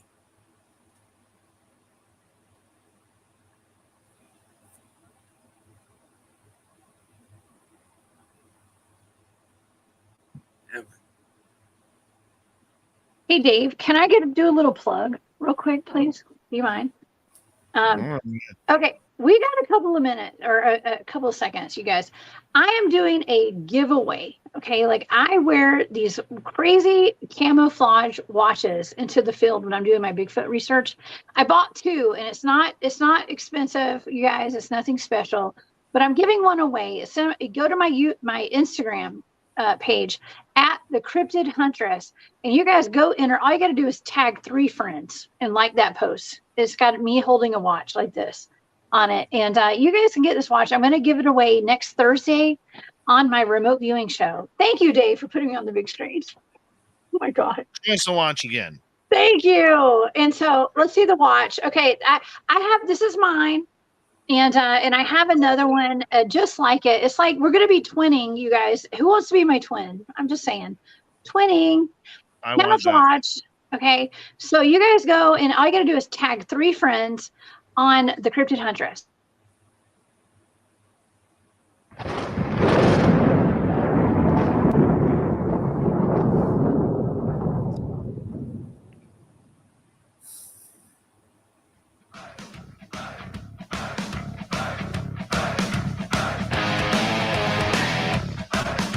We're halfway home on Spaced Out Radio tonight. Good to have you with us. My name is Dave Scott. Jealous of the watch that Jessica Jones is going to give away on her Instagram page. Jessica, if you actually knew that I have a nice timepiece collection. I have like 27 watches right now that I rotate between. I like a man with a good watch. Listen, why buy one at your local truck stop when you can get one from the Cryptid Huntress for free? Okay, I'm just saying, right? It's very true. Yeah, Very low true. fashion. Absolutely. A reminder to everybody that if you've missed portions of this show or others, check out our free archives at youtube.com/spaced out radio. Do old Davey the favor, hit that subscribe button. Our website, spacedoutradio.com. We have a plethora of features for you. Rock out to Bumblefoot, read the news wire, check out our swag. Follow us on Twitter at Spaced Out Radio, Instagram, Spaced Out Radio Show, and on TikTok at Spaced Out Radio. Here's R Keith Andrews, the ET Connection. But Keith, we're starting off with a question for me. Is your Aurora Borealis showing out tonight? Let's see. It usually takes a couple days before the solar flares hit, so I'll have to wait. And it's still kind of daylight out around here. So, and yeah. And Chris Holm says, Jessica, England called. Bing Ben wants their timepiece back. I love that. Hey, Chris, how you doing, buddy? Good to have you back. All right, let's continue on with the audience questions. King Katura is asking, Keith, what's the odds that a being has lied about almost everything it tells to someone? Not good. The odds of somebody lying about everything, I will tell you, there is not an entity in existence that is 100% honest. But the same is said the other way around that I know of. There's never been one that is 100% dishonest either. So, can I give you an odds on it? 0.0 for a long time, 1 in favor of it happening. The odds are just astronomical against it. Because on the whole, people are, and I mean people across the spectrum, on the whole, they're honest. Okay. It's just society, the way they have evolved, has completely corrupted a lot of people's perspective viewpoints.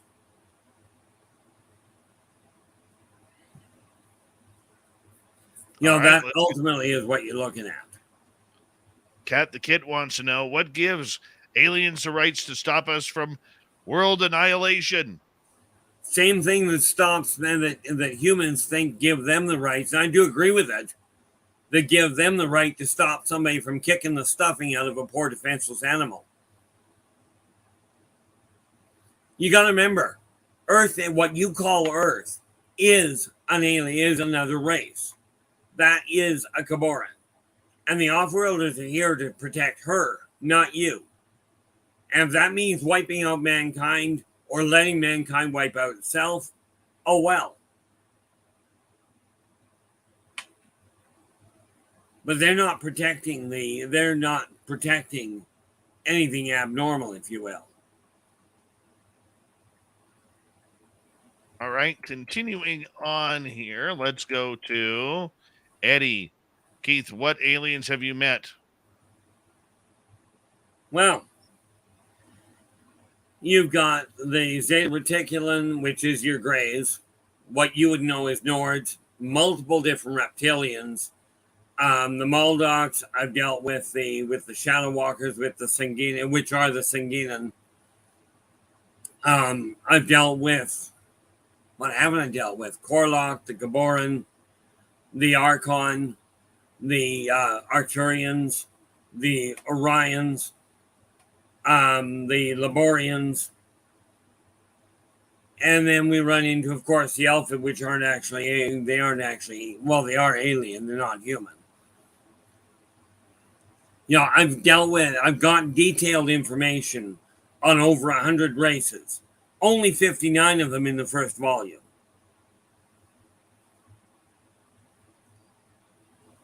All right, let's move on here. Let's go to Raymond. Keith, the aliens did close down missile silos at Vandenberg Air Force Base. That's interference, is it not? Didn't say they wouldn't interfere. Okay. And from what I gather, that was at the same time that a whole pile of other missiles were firing up. Okay.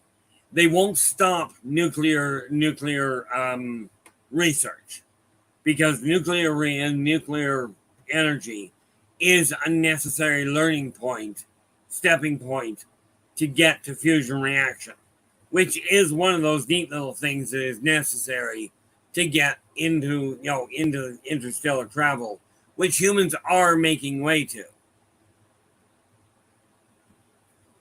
So will they stop certain things from happening? Certainly. But then if you see a child playing around with a knife that's going to cut their hand, are you not going to step in and stop that child? I mean, ultimately, that's what you're looking at. Sweet Donna Spencer wants to know, what is the greasy hand and lip prints that the Bigfoot leave on your house or car? I believe they call that living oil. It's a natural, it's what covers their hands in the first place. These guys they're solid muscle, absolutely. But they are one of the gentlest people I've ever run into. And you can bet if you're finding lip prints, you're dealing with an adolescent. Adults on the whole won't kiss a car. Jessica, you want to respond to that?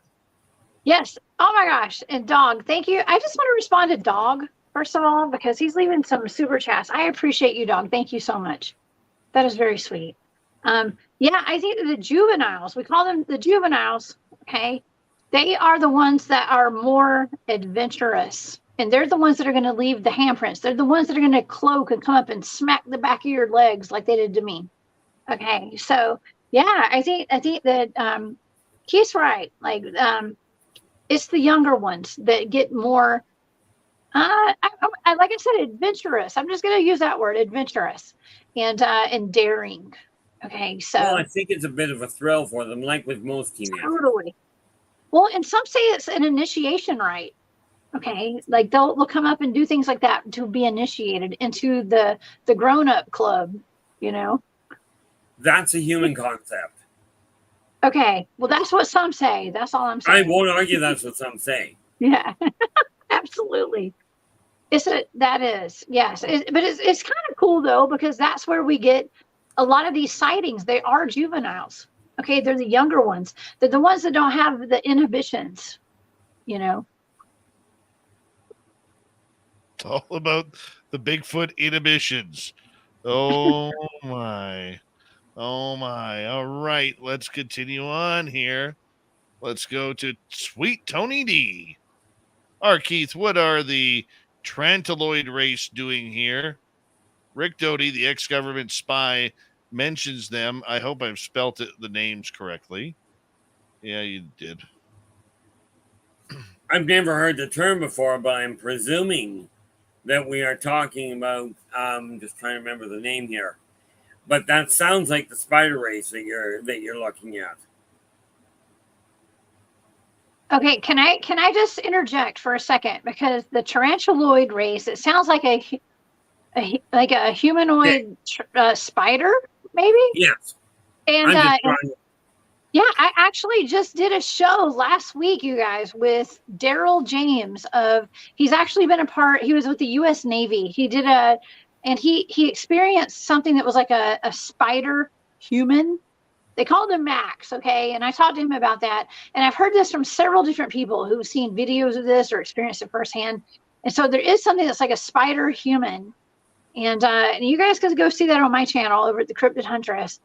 Daryl James talked about that. So it's something I hear about quite often, which is really odd. Like, I thought it was more like a hybrid, like an animal-human hybrid, but who knows? Let's hope that I'm right.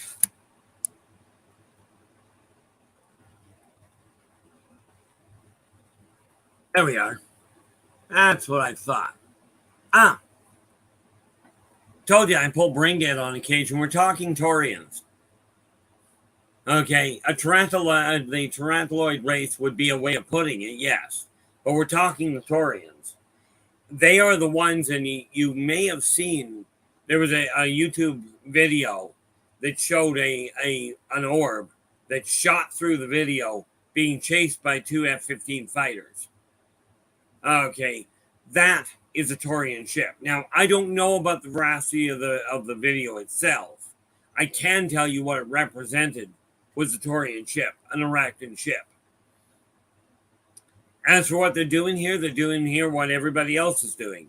Watching the xeno-socioeconomic evolution of the human race.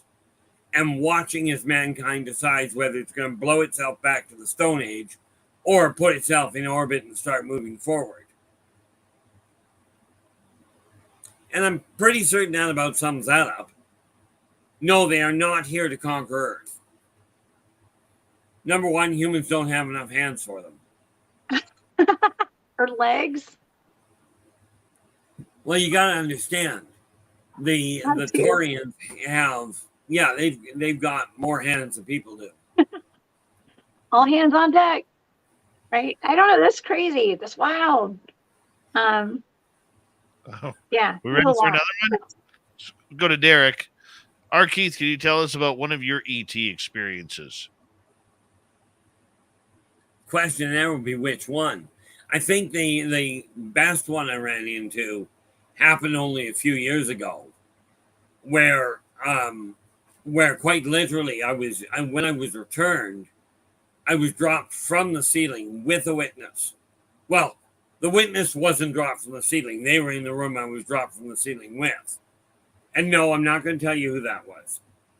But, there's been so many of them. Like, we could take one about 2, maybe 3 years back.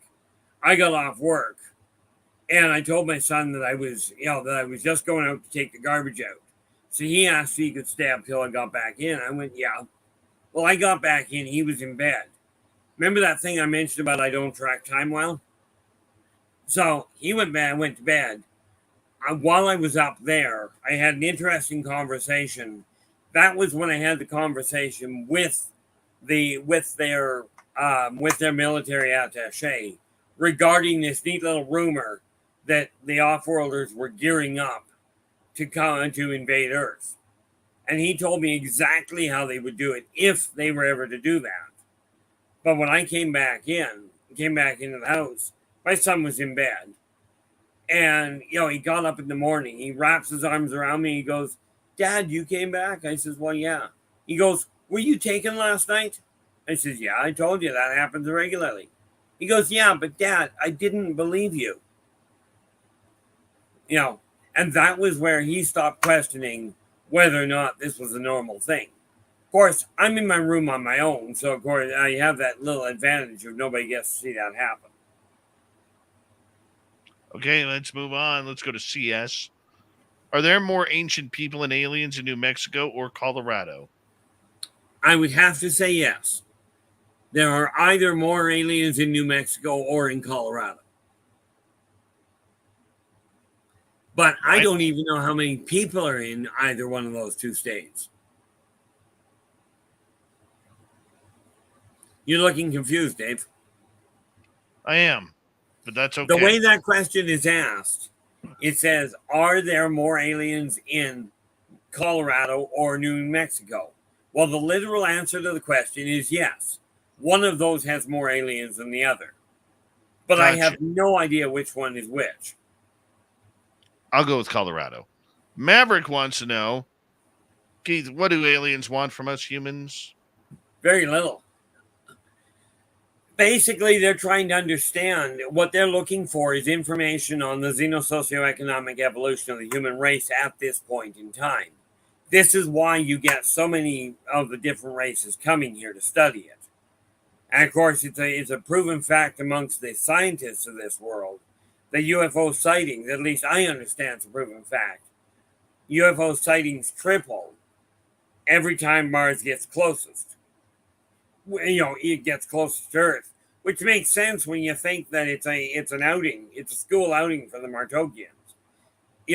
And yes, Martians are what you would call a Martian, are green. They're just not little. They're also not short little black people that are called Marvin. All right, moving on. Neil wants to know, are there beings like Superman that can fly out there? There are beings that can fly. Are there beings like Superman that are stronger than mankind? Certainly. Okay. Built like Superman, as in laser beams for eyes and incredible breath and what have you. Not that I'm aware of. And that whole thing about Superman seems to be an amalgamation of a number of different abilities from a number of different races, also known as comics. And by the way, no, Krypton is not what made the rings around Saturn. Although they were on the right track, it was a planet, or more to the point, a moon. Okay. Super Crazy wants to know, is there any way you could get an alien to appear as a guest on this radio show? I would be inclined to say probably not. But I'm sure Dave can find people that will claim to be aliens. Yeah, the last one that claimed to be an alien ripped off a buddy of mine for 30 grand. I think that's a very human trait. Yeah, very much so. Okay. Ian Watts, the official Ian Watts, wants to know, what race of alien put triangles on my foot and back? I'm presuming he's referring to, and correct me if I'm wrong, but I'm presuming he's referring to 3 dots with that bar across the bottom of it. If that's the case, that is definitively the Zeta Reticulin. Okay. And they are using the dexospanalizer to literally track. They're taking DNA sample and tracking where you're going. But that's the Zeta Reticulins. That's a normal tool for them. Felipe in Mexico, or do you want to comment on that, Jess? Because you got your mute on, and it's kind of hard to hear you when your mute's on. Oh my God. I'm so sorry. It was my mute. I'm trying to be quiet over here. Keep my mouth shut. Okay. But you saw me doing my sign language again. Keith, so I took some friends of mine out in the field one day. Okay. One night. And we had some serious like Bigfoot activity. We had some possible ET activity. And the next day, my friend actually had 3 triangular dots on her arm. Dot set up in a what? Yeah. There it is. Dot set up in an equilateral triangle. Yes, in a triangle. Absolutely. Give me 10 seconds here. Okay. I should have it right here. I didn't have them on my arm, and her son didn't have them on his arm, but she had them on her arm, which was interesting. I'm just showing a picture of exactly what we're talking about. That's what you're looking at? Yes, absolutely. That was it. Dexospanalizer. It is the Zeta Reticulin's primary hybridization collection to extraction tool. And it takes about that long to not only take because they use it on a triphasic level. They use it on the needles that you get they're at 3 different levels. Okay. That crossbar is where they put the tracker in. A tracker? Yeah. What? Oh, wow. As in you've been bugged. Well, they've been bugged. She's been bugged. Okay. Well, it's not surprising. But yeah, it's disturbing, but not surprising. Okay. Interesting. Yeah, so I'm assuming that I already have one, and her son probably already has one too. Maybe, I don't know. Well, the good news is you can assume what you will. Yeah, right. Just assume it. I don't know. But it was weird. But Definitely yeah, weird. that's the mark that you're referring to. Yes, 3 that was dots it. in an equilateral triangle pattern with Yes. a crossbar below the two and below the 2. Yes, absolutely. That was it. Excellent. Excellent questions, guys. We got 3 minutes to go here. Let's try and get in a couple more questions from our audience. Christine wants to know, of the reticulins, beta and zeta, which one is good and which one is bad? And that depends on the day of the week and what you did to them. Quite seriously, it really boils down to neither are good or bad, but their moods will change. Because you got to remember, the Zeta Reticuli are literal scientists. They are there for the information, period. Now, there are some that will step in and help people, that will step in and correct damage. There are some that will sell whatever information they get to the highest bidder, which quite often go to the Tormenon, who will buy anything for the right price. Sounds like humans, I know. Pretty much. Just saying. Let's go to Felipe in Mexico. Do you think, Keith, the aliens, are monitoring their experiments? I mean, us. Well, number one, humans are not an alien experiment. Not from anything I've seen. The humans were built, or more to the point, were hyper-evolved by an ancient race. But are they monitoring the evolution of the human race? Absolutely. They absolutely are. But they've got to keep an eye on it because mankind is leaving, mankind already left Earth. Okay. But mankind, unfettered, will create problems. You know, humans have a tendency of looking at something and going, what's this button do? Well, that's great if you're dealing with a laptop. But when you're dealing with a planet buster weapon, not so much a good thing.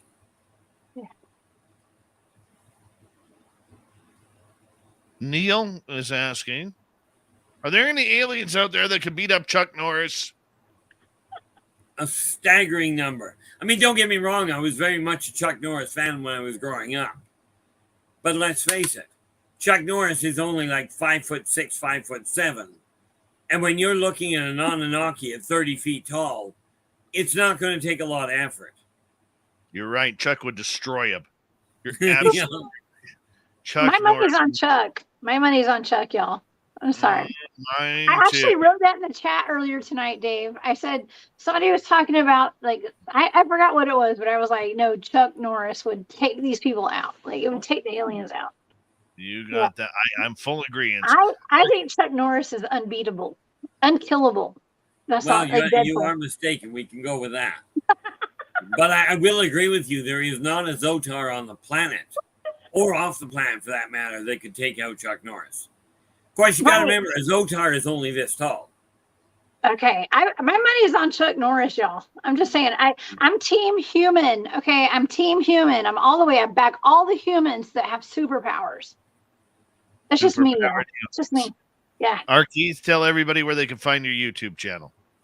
If you look if you go to YouTube and look up R Keith Andrews, you'll find me. We love it. Okay, that's the easiest way to do it. And then below that, below every one of the videos, you'll find a whole list of ways to get a hold of me. Right on. And the Cryptid Huntress here would love to have you on her show. I would. Please come on my show. We'd have so much fun. Absolutely. Yeah. Absolutely. You just got to pick a time. It's on the weekend. Thank you to R Keith Andrews and the ET Connection, done for another month. Coming up next, Steve Stockton from Among the Missing. Then little Timmy Senor brings us a UFO report. Hour number 3 is next.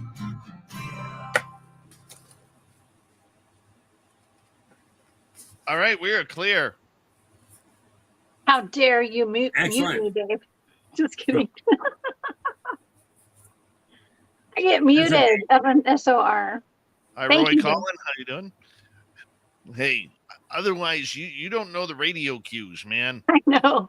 I do. I just can't stop talking. It's a disease. Are you hanging So out much. Are you hanging out for a little bit more? You Do look you- wide awake.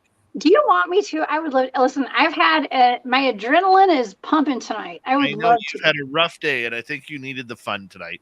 It's not rough. It's fun. I'm the cryptid huntress, not the cryptid princess. Okay.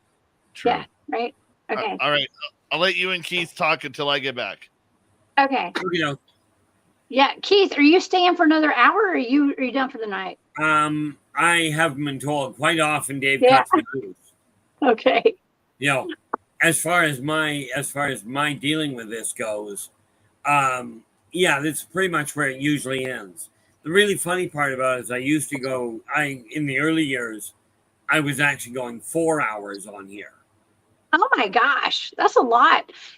Okay, so full disclosure, I have a show here on the weekends. It's only 1 hour. 1 hour. That's it. And I'd love to bring you on sometime on my show to talk about cryptids or aliens or anything. I got no problem with that. I got one question. Okay. What day? Saturday and Sunday night. I have shows both nights. Okay, either one can work. Because Okay. you're talking night. Yeah, 10 p.m. Eastern. I don't know where you live, but I'm Eastern. I live in I'm in Georgia. BC. Okay, live I'm in in BC. Georgia. Perfect. So that So means at 7 o'clock, it's fine. okay, it's 10 p.m., 10 to 11 p.m. Eastern. Yeah, which is 7 to 8 Pacific. Oh yeah. Wait, I think you said you were in DC, right? No, I said BC. Oh, I think you said DC. I'm in Canada. You're in Canada. You're one of our Canadian brothers. I like that. Essentially, yeah. It's early for you then. Okay, I thought you said DC. I'm sorry. Yes, Yeah, so you're over there by Dave. Yes. Yeah, I think about 3 hours south of Dave. Perfect. I'm in Georgia. I'm a Southern girl. I live down here in the South. Yeah, I haven't been down there. I've been down to Texas. I'm hoping to go back again this year. Oh man, I far was as showing totally up, not no. going there.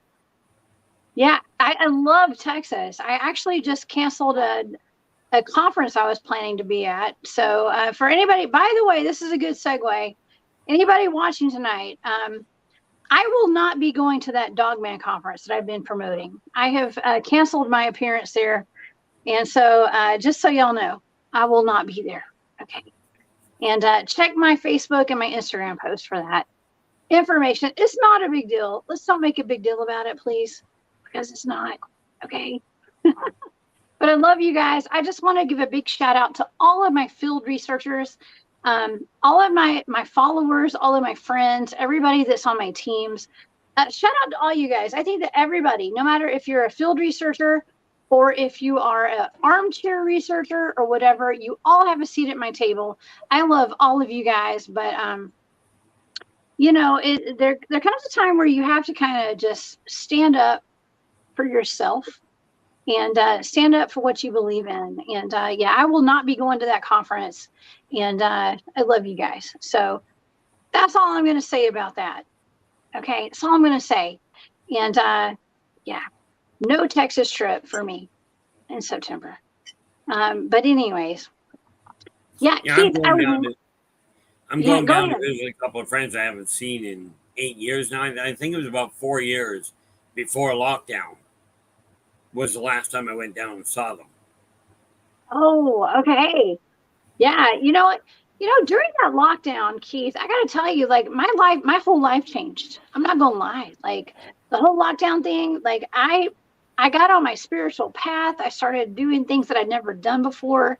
And I'm right here today because of that lockdown. I'm not going to lie. It was actually positive for me. See, for me, it didn't matter. Yeah, it didn't. For me, it was positive because I was able to spend time by myself and heal and do the things that I needed to do and get in touch with my higher self. Yeah, see, I was reclusive a decade before lockdown. Oh, really? See, I wasn't. I was married, so I wasn't. I used to have to tell people I don't want to go out and be in the world. Right. Yeah. I'd have to come up with a reason not to. Lockdown happened. It's like they said, stay home, stay away from people, and drink warm liquids. I'm going, Great. I don't have to go out, and I got a 30-pot urn, a 30-cup urn at home. I'm good. Good for you. That's amazing. I love that. Dave, I'll be right back. Okay, I need a quick break. Right. Okay, so I'm going to put my cam off. Okay. All right. Keith, we're going to say goodnight to you because Absolutely. that time for us to get to the UFO report and stuff. Thank you for a great show, my man. Not a problem. Thanks again for having me. Always a pleasure. You take care, buddy. You too. Take care. Bye-bye. R Keith Andrews. Gotta love him. Gotta love him. He's one of the best. Hi, Wendy.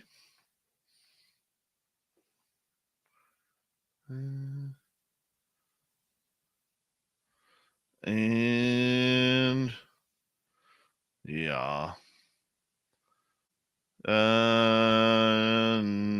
No. Thank you to all our super chatters tonight. My writing is really messed up. So, especially Dog in Australia. Wow. Donnie, Terry, Cliff, Chris, Home. Thank you. Louie, W. Decker, Deb, Boo, Tamale, Enki. Would you like to connect with us? Head to spacedoutradio.com for all your latest show info. Now, back to Dave Scott and SOR. Third and final hour of Spaced Out Radio is now underway. Good to have you with us. My name is Dave Scott. Thank you for tuning us in wherever you are on this beautiful planet we call Earth. Hello to everyone listening in on our terrestrial affiliates around North America, digitally on Odyssey Radio, TalkStream Live, and KPNL. All of our archives are free. Join us at youtube.com/Spaced Out Radio. Do old Davey the favor, hit that subscribe button. The Desert Clam has set the password for tonight in the SOR Space Travelers Club. UMBO. UMBO is your password. Use it wisely, Space Travelers, as the Clam sets the password each and every night right here on Spaced Out Radio. Our website is spacedoutradio.com. We have a plethora of features for you. Rock out to Bumblefoot, read the news wire, check out our swag as well. Follow us on Twitter at Spaced Out Radio, Instagram at Spaced Out Radio Show, and on TikTok at Spaced Out Radio. It is that time once again where we say hello to Steve Stockton from the YouTube channel Among the Missing, as he has another creepy story for us. Hello, friends. Welcome to Among the Missing YouTube channel on Spaced Out Radio. I'm Steve Stockton, and I'm about to take you on an unbelievable journey of people just like you. Their stories and encounters will haunt us on Among the Missing.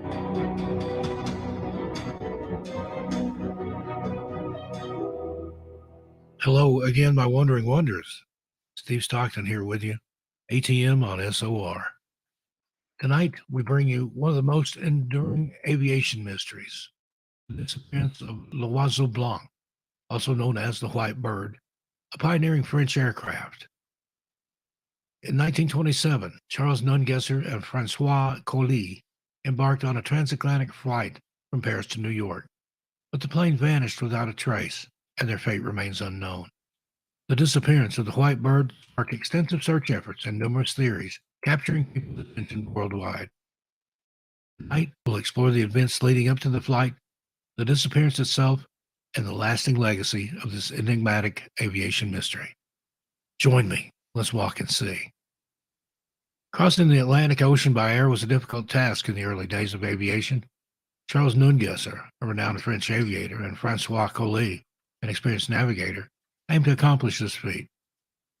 Nungesser had 43 air combat victories during World War I, and was known as one of the best fighter pilots in France. He was also frequently placed under house arrest, flying without permission.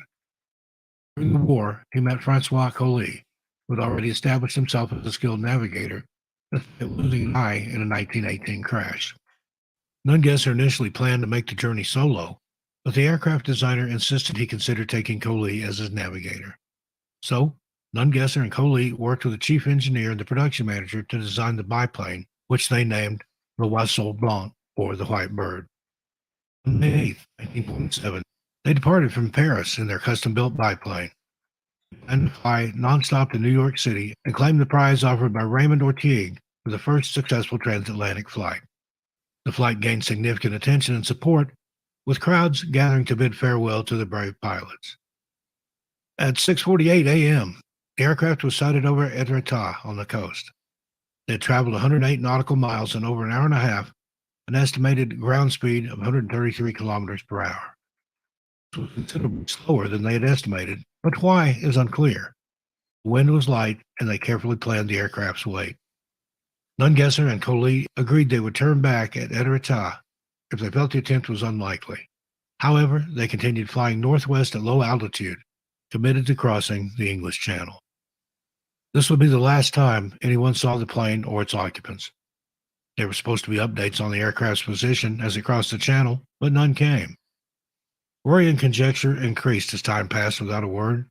Numerous search and rescue operations were conducted by air and sea along their intended route, but despite exhaustive attempts, no sign of the White Bird or its crew was discovered, and the search was called off on May 12th. Joseph Mini was on the cliffs near Etretat when he noticed a plane flying low with erratic movements at approximately 6 a.m. He suspected it was the White Bird, but decided against reporting it due to the solid patriotic feelings in France at the time, as everyone was rooting for the first successful English Channel crossing. He feared that his negative report on a French aircraft would not be well received, so he didn't disclose his observation until 1980.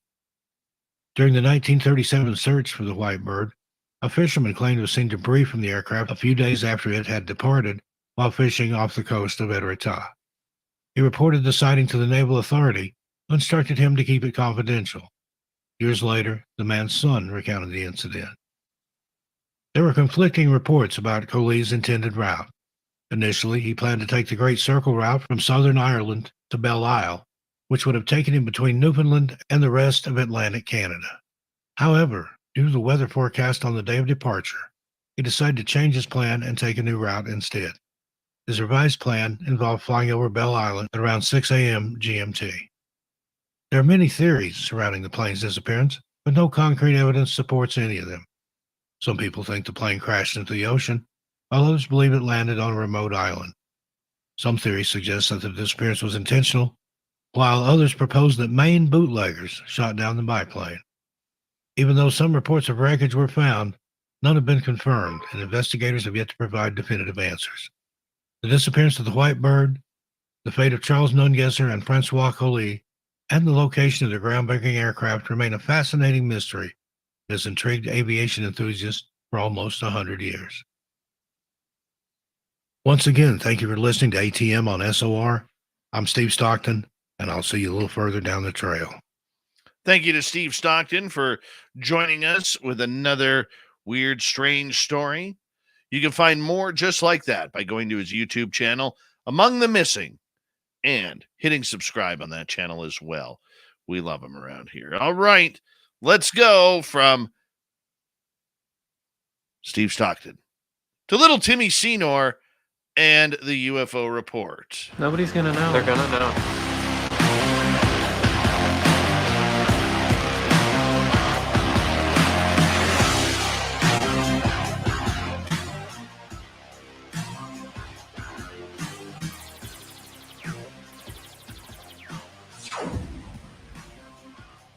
Oh, my man, little Timmy Senor, he's made me a happy man today. Happy man. Are we allowed to say anything, Tim, or are we going to keep it quiet? Quiet. We say Right, nothing. nothing went on today. Nothing went on that was good. Nothing. Nothing at all. happened. Well, I'm a whole year older, and I got my Davy song for my birthday, which was Happy fantastic. birthday! Yeah. Tim, happy birthday. Thank my you. gosh. Thank you. Yes. I was given my very own wake up happy birthday song by your very own Davy Scott. Dave was is so good key. about that. Oh man, it's just so tight. Yeah, he's got it down. It was fantastic. Thank you so much for that birthday wish. You know what? I actually used to hate the birthday song. Hate it. My son does too. But now you do it. But you know what? I do it because how can I say this? When you suffer from depression and anxiety like I do, you never ever want another person you care about to feel like you do. Yeah. Oh, bro, that's so sweet, though. I get that. And it's tough because when you have depression and anxiety like I do, and I'm very open about it, okay, because number one, we've always been told men can't talk about this stuff. Okay, we're not allowed to talk about. We got to be big, gruff, and tough all the time. But I don't care. I think men need to talk about it. Okay, and so when I'm down, it's like I've often had people say, "Hey, why do you nickname everybody?" I said, "Why?" I said, "Here's the answer. It's because it puts a special mark from me to you." Right? It's a special courtesy from me to you that I will remember you. And if I say hi to you a number of times during the day, like I had a guy at work, came up to me and I'm like, "Hey, Colin, how you doing? Hey, Colin, how you doing?" And he came up to me one day and he's like, "You only have to ask me once how I'm doing for the day." And I said, "No, I don't." And I brought him into my office. I said, "You know why I do it, Colin?" And he goes, "Why?" I said, "Because I care." And I said, I never, ever want people to feel the way I feel. And therefore, if I can acknowledge you, because I know what it's like not to be acknowledged, I know what it's like to feel forgotten, I know what it's like to feel blamed all the time. And I want people that I care about around me never to feel the way I have felt in my life. And that includes all of our audience, whether they're in our chat rooms, whether they're on our radio stations, whether they are listening on the podcast or on Twitch, wherever they find this show. I never want anybody to feel like I feel. So that's the reason why, Tim, I make sure that when I see an audience member in our chat room, they're like, "Hey, I'm here on my birthday." Damn rights you're getting the happy birthday song from me. Damn rights my friends are getting the happy birthday song from me. Absolutely. So that's the reason. I love It's all you, Dave. Thank you for doing that. You did that to me for my birthday. It meant the world to me. It really did. So special. it means a lot. I had one listener, and I'm not going to say who it is, okay? But I had one listener one day. It was just earlier this year when I sung happy birthday to them during the break. The next day, I got a message from this person saying, "Thank you so much. I haven't had anybody sing me happy birthday in years." And that's why we do it. That's why we do it. So it's definitely special. I'm keeping my song forever. I saved it to files. It's kept. It's very special. Yeah. Hey, if we can't build each other up as human beings, what the hell are we doing here? Honestly, what the hell are we doing here? And with all the BS that we have to deal with in this field, and most of us are doing this for fun. Most of us are doing this to help other people, to educate other people, whether it's R Keith Andrews or Jessica with the Cryptids on her show. We deal with a lot of BS out there. More so, like when I was a sports reporter, okay, dealing with people who love their hockey team in Vancouver.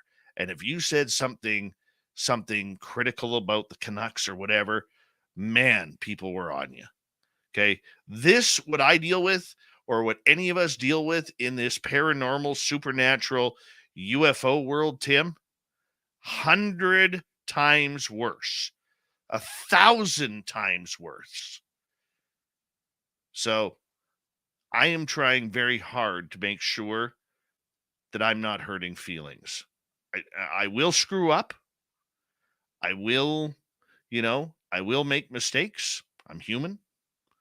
But for the most part, the crap that we have to go through on a daily basis with trolls and with people not agreeing with us, people trying to have those caught you BS moments, I often wonder, is what we do worth it? But in the end, that one person does, even though it's weighing on my mind, that one person does not make a difference to the thousands of people who are tuning us in on our radio stations, tuning us in on YouTube, tuning us in on the podcast formats, whether it's Apple or Google or any of them. Okay? It's all about doing this properly and doing it for the people who do care, the people who do want to learn. And we got to try and it's our job, it's our mandate to try and bring that emotion and that story to them. So that's what it's about. That's what it's absolutely about. So, you okay there, Jess? You're like crying up a storm there. I'm perfect. I'm good. I'm with my family tonight, so I'm good. Thank you. That's sweet. All right. Dave, it's just nice to hear this side of you. To be honest, I don't know if our audience gets to hear it that often, but you really are a genuinely sweet human. You really are, from the bottom of all of our hearts. Your audience knows it. But just to hear you talk that way once in a while is really nice. It really is, buddy. I mean, you think about it, Tim. You think about it for a second. And Jess, I know you're still kind of learning, but I want you to learn this tonight. Okay? We have right now thousands of people listening to us on terrestrial radio. Thousands. We have 245 people right now listening to us on YouTube, Twitch, and elsewhere who are watching us live, who are hanging out with us. What's the one thing that anybody can do that's special? And it took me a long time to realize this. And I realized this a few years ago. What is the one thing that somebody can give you that you can maybe never give back? And that's time. Thousands of people are listening to us for entertainment and learning about these weird topics that we get to talk about. Okay, Dogman, Bigfoot, aliens, UFOs. And they are giving us their most precious thing that they have, and that's their time. It's friggin' awesome. It is friggin' awesome that somebody would give us their time. Never mind, the YouTube super chats or excuse me, or the the retweets on Twitter or whatever. Those are cool because people took their time to do that because they care. But the fact that someone, whether they have $1 million in the bank account or whether they have $10 and they're just holding on till payday, the one thing that we provide for them is that we provide them that outlet that they don't need to worry. They don't need to worry about what they look like. They don't need to worry about their religion, their sexuality, the color of their skin, their outlook on life, who they vote for, whether they got vaxxed or not. They don't need to worry here because we provide that time and we're sharing that time, and we're going to take advantage of their precious time by giving them the best bloody show that we can on the Woo Train, man. Yeah. I mean, Tim, think about it. When we have people here who literally listen to us for 3 hours a night, when's the last time you gave up 3 hours for anything? Dedication is what it is. Absolutely. It's a friendship. It's a two-way street. It's a two-way street, man. And that's why we have to be good every night. Yeah. That's why we have to be good and at our best every night, because so inspirational. These great people who are tuning us in on Saga 960 or on KZFX in Ridgecrest, California, or down in Apache Junction on the Bull and Rattler, or in Noonan, Georgia, or Bellingham, Washington, or wherever they may be listening in. Okay. Vernal. Vernal, Utah at the channel there. All right. I mean, let's cruise, man.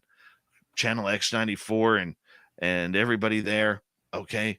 We're doing this together, man. We're having fun. And we get to talk about things that people are scared of, man. And we get to have a great fun time in bringing it all together, and especially, we say thank you to all those agents and agencies that are out there tuning us on in, listening in tonight. And we say thank you so much. Give us a call sometime. You already got the phone number. We don't need to provide it for you because you already got it. And remember, some of us can be bought. Some of us can, but on a serious side of things, how cool is our job, man? We get to, talk to these great people and hear their stories and hear everything that they are about, because they're looking for answers. And hopefully they are able to get those answers from what we do. It seriously is amazing. It really is. And Jess, that's what we do. And we get That's to do what it. we do. That's right. And we get to do it live. We do it live, and thank you for letting me be here tonight. I have a whole weekend of shows ahead of me, and yeah, I've had a tough week. People have not been very nice to me this week, and I'm just sitting here working really hard and putting the information I have out there. So it's okay. It's okay because I have a good family like Spaced Out Radio behind me. So it makes it it gives me the courage to keep going. To have a good team behind me. Yeah, Look, you do amazing work, Jess. Thank you. You really do. I love your show. It's so much fun. We had so much fun in Vegas, didn't we, you guys? Yeah, That we was did. great. It was so nice to hang out with you and Thank you. get You to too. know you in person, Jess. We had a blast. Thank you. I think you might have been a lucky charm, at least for some Yeah. of us. No, that coin. You had that coin that was a lucky charm. The coin. Yes, that Yes, I coin remember was that. lucky. From Michael man. Morris. That's Michael right. Morris. That's right. Thank you so much, Derek, for that amazing birthday wish, by the way. Thank you, Derek. And Derek's you the know best. what else, Dave? Thank you for being so inspirational for all of us too. That really means a lot, bud. You know what? I'm going into the next couple days on a high here, because my son came up to me the other day and he's like, "Hey, Dad." I'm like, "Yeah, boy." He's like, "Can you take me fishing?" Like, that is dream words for me. So I'm like my chest is pounded out right now, and I'm gonna find a lake where we could try and catch some fish, or at least I could throw him into the lake. One of the two. Something's gonna, either a fish is coming out of the lake or he's going in. One of the two. My first fishing experience was me sliding down the side of a gully into the canal that we were fishing in. So No. it's part of the experience, of course. Uh-huh. Good Absolutely. Wow. days. Yeah, a canal I was fishing in. Well, my New goodness. York, New York. Well, I appreciate that. We got 20 seconds. That half hour went totally nowhere where I expected. When we come back from the break, I promise you, we're going to get through all the smushy stuff now, okay, and the love-in that we've had the last 20 minutes. The love-in's over. We're going to get to some UFO talk with little Timmy Senor and the UFO report. Little Timmy's going to get an actual Timbit in just a couple of weeks when he travels north up here. Why? Well, let's just say there may be a camera involved. Yeah, this face for radio is not going to be looking good on camera. But nonetheless, Spaced Out Radio, which I can control, will be back right after this. Stay tuned.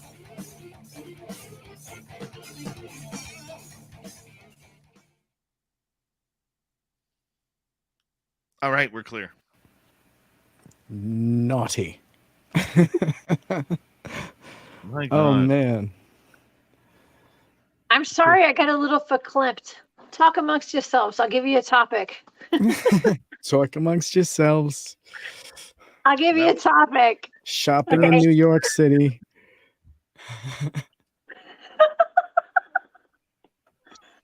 Oh my God. I'm sorry. It's been a rough couple of days, y'all. I don't know. Like I've had the best week ever, and then all of a sudden, like a train wreck comes like crashing in. And it's like, whoa! Why is the universe doing this to me? And it's okay. It's okay. It's okay.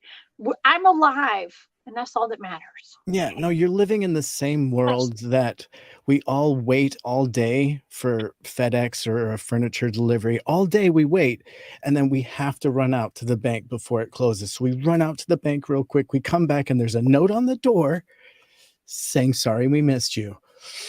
Oh, those days. That happened to me.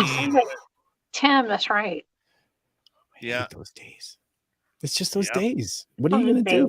You got to go with it. You got to laugh it off. You know, That's and where you play Limp Bizkit's Break Stuff. No, you did it all for the nookie, Dave.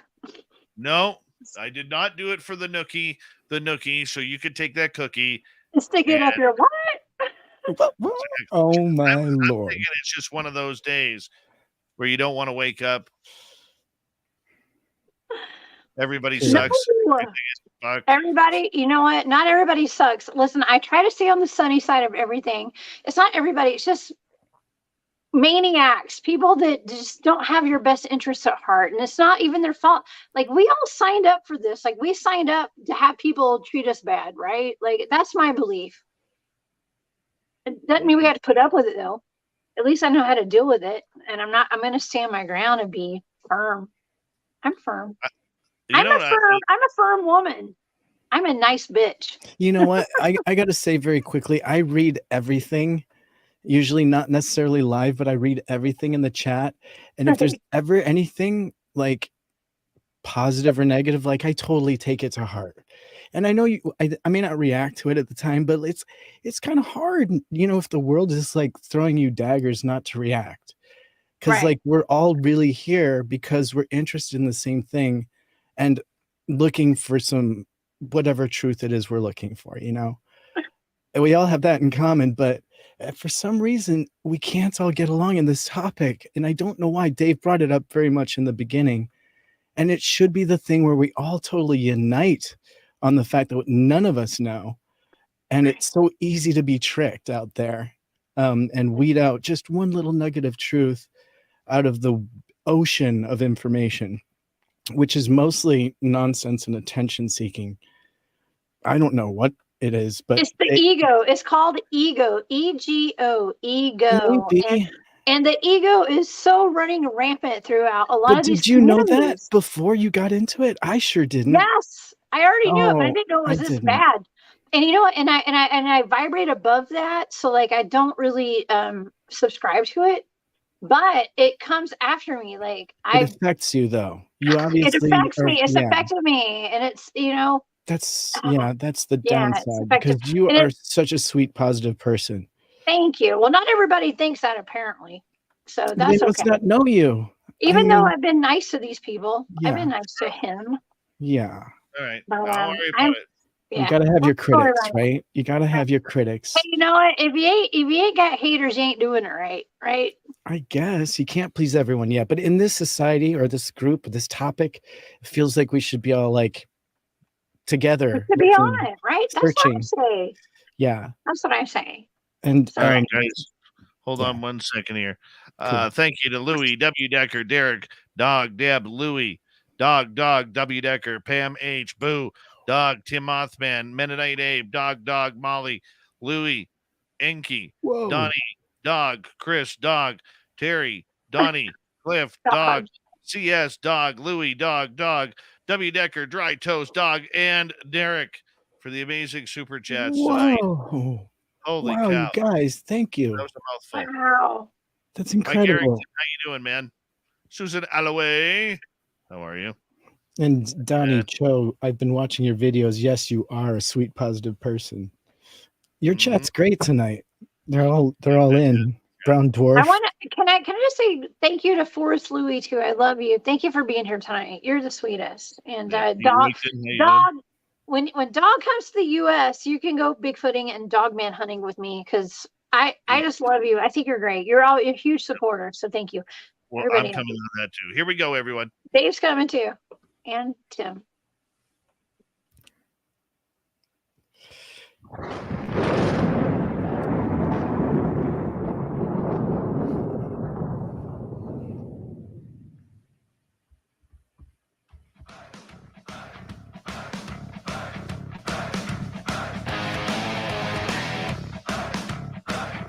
Yes, we're going to get to some UFOs this half hour, the final half hour of Spaced Out Radio tonight. Thank you so much for joining us. My name is Dave Scott. Yes, I do wear a lot of tinfoil on days like this. Why not? It's comfy, it's cozy, and it has a sweet little crackle to it. It really does. Reminder to all of you, if you've missed most of this show or others, check out our free archives by going to youtube.com/Spaced Out Radio. Do old Davey the favor, hit that subscribe button. Our website, spacedoutradio.com. We have a plethora of features for you. Rock out to Bumblefoot, read the Newswire. Check out our swag as well. Follow us on Twitter at Spaced Out Radio, Instagram at Spaced Out Radio Show, and on TikTok at Spaced Out Radio. Tim Senor is here for the UFO Report, as well as our special guest host tonight, Jessica Jones. We're hanging on out. Tim, not much happening in the UFO world this week. It's kind of one of those lame weeks where, is it a calm before the storm, or is the storm already passed? It's a great question. I did dig up a couple little topics for us to talk about. In a new leaked letter alleging British government's secret study of alien technology, claiming a documentary collaborator. So in a new leaked letter obtained by filmmaker Jeremy Corbell, there are new sensational claims about British government's clandestine study of alien technology.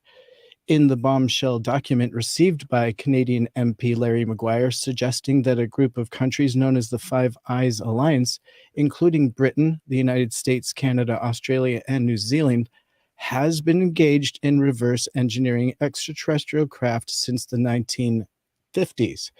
So the leaked letter recommends a classified briefing on UFO programs for the Canadian Defense Minister, highlighting the historical and ongoing efforts of defense research and development of Canadian development and analyzing of recovered UAP material.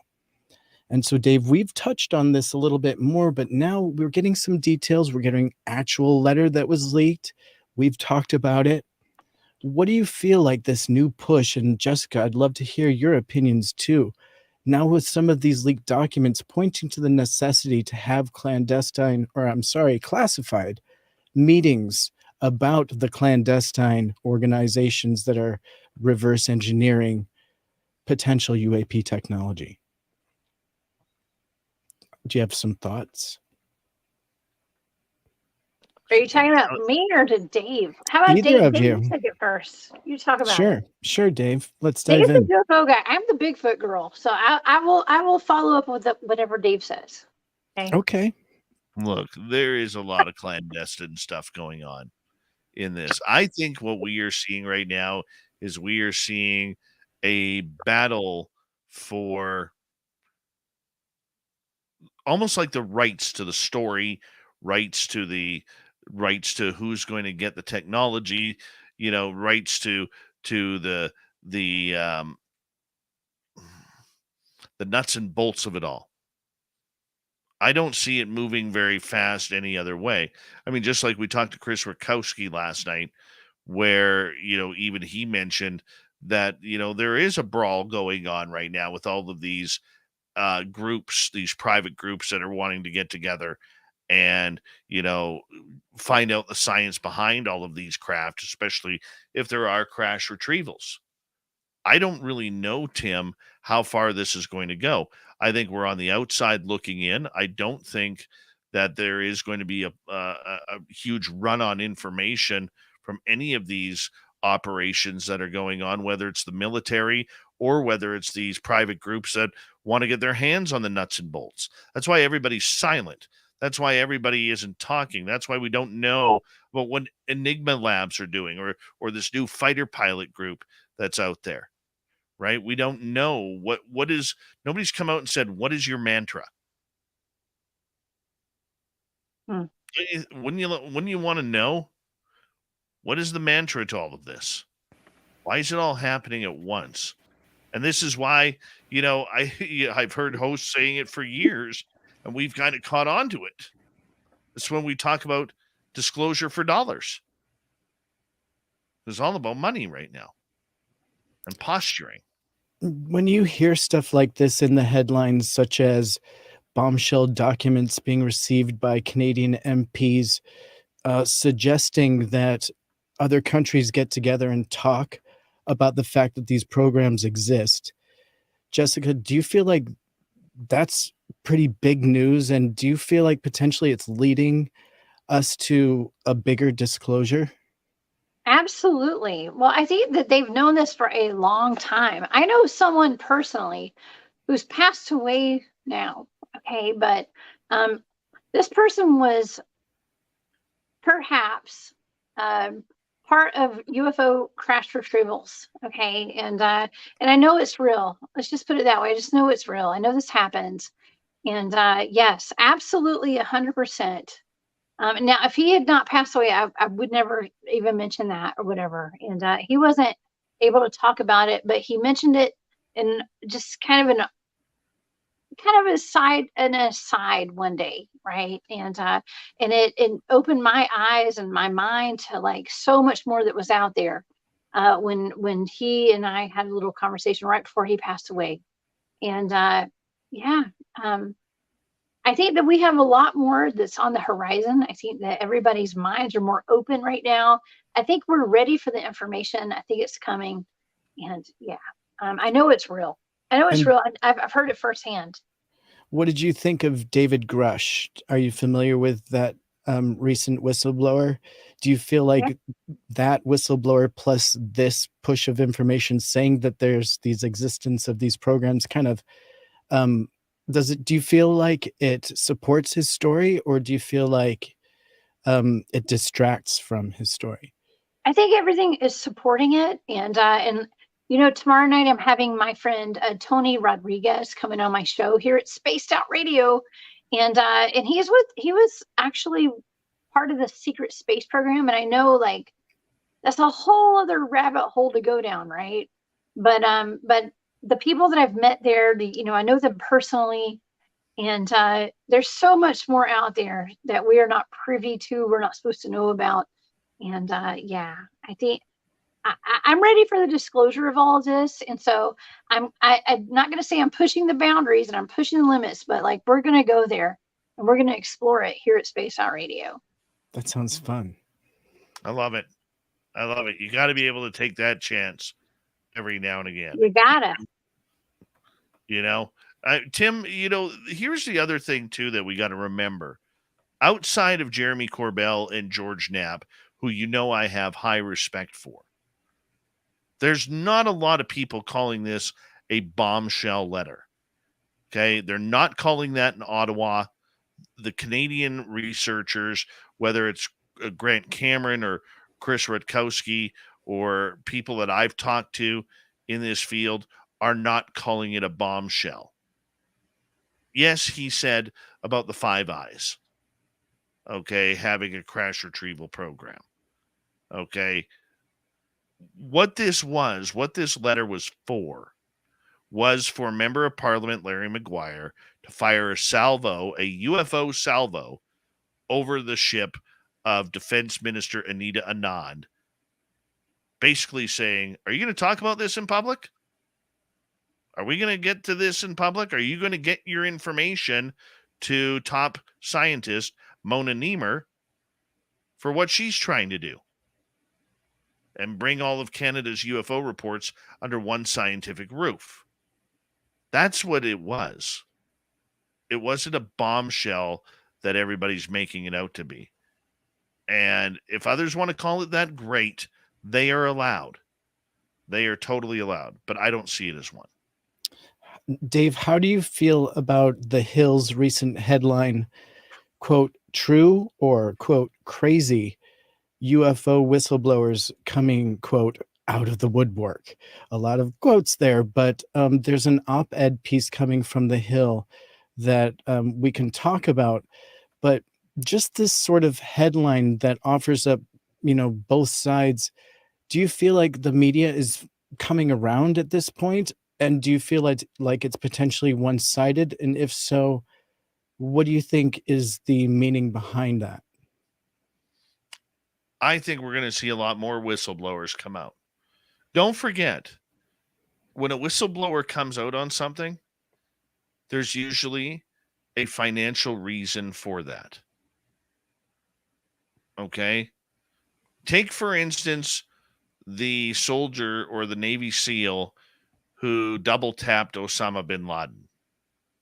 We were not allowed to know their identities until he came out and said, I'm the dude.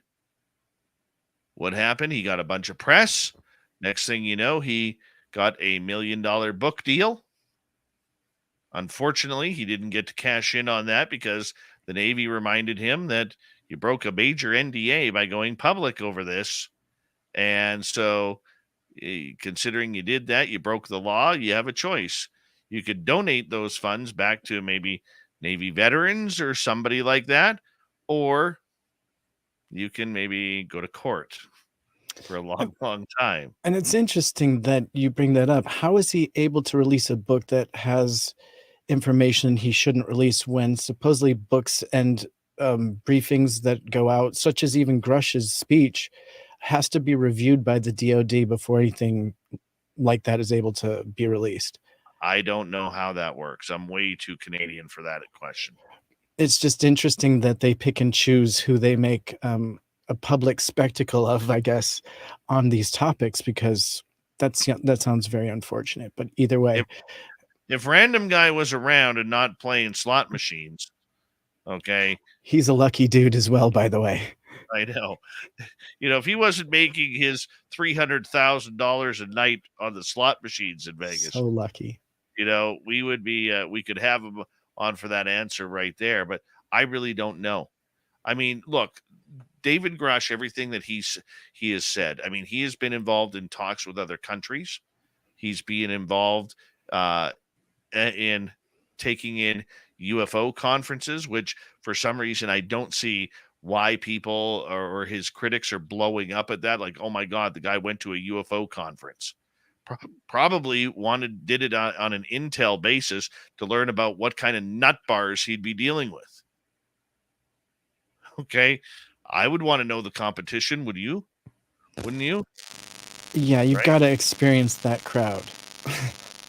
Oh, where's that sound? Tim, we're getting some crackling on your end. Oh, it's stopped now. But, okay. But I mean, everything that he said had to be cleared. We know that, including mentioning the pilots, including mentioning the crash retrievals, that we got bits and pieces, and we got fully intact craft. Okay? That stuff has to be cleared, as far as I know. Now, I didn't want to get too political tonight, but I do want to ask you your opinion of Marco Rubio stepping up to the plate and coming out in full support and pressing for more public hearings, and saying in a quote that most of these people, referring to the whistleblowers, have held very high clearances and high positions within our government.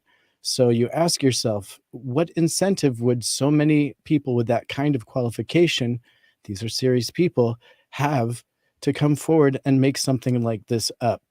So coming out with a lot of support, and also kind of insinuating that there are more whistleblowers coming forward, so he may have some knowledge of that, and also insinuating that there are potential public hearings coming before the end of this month, July. And so I don't care. I don't care about the public hearings. We're 0 for 2, 0 for 3 now on gaining any information.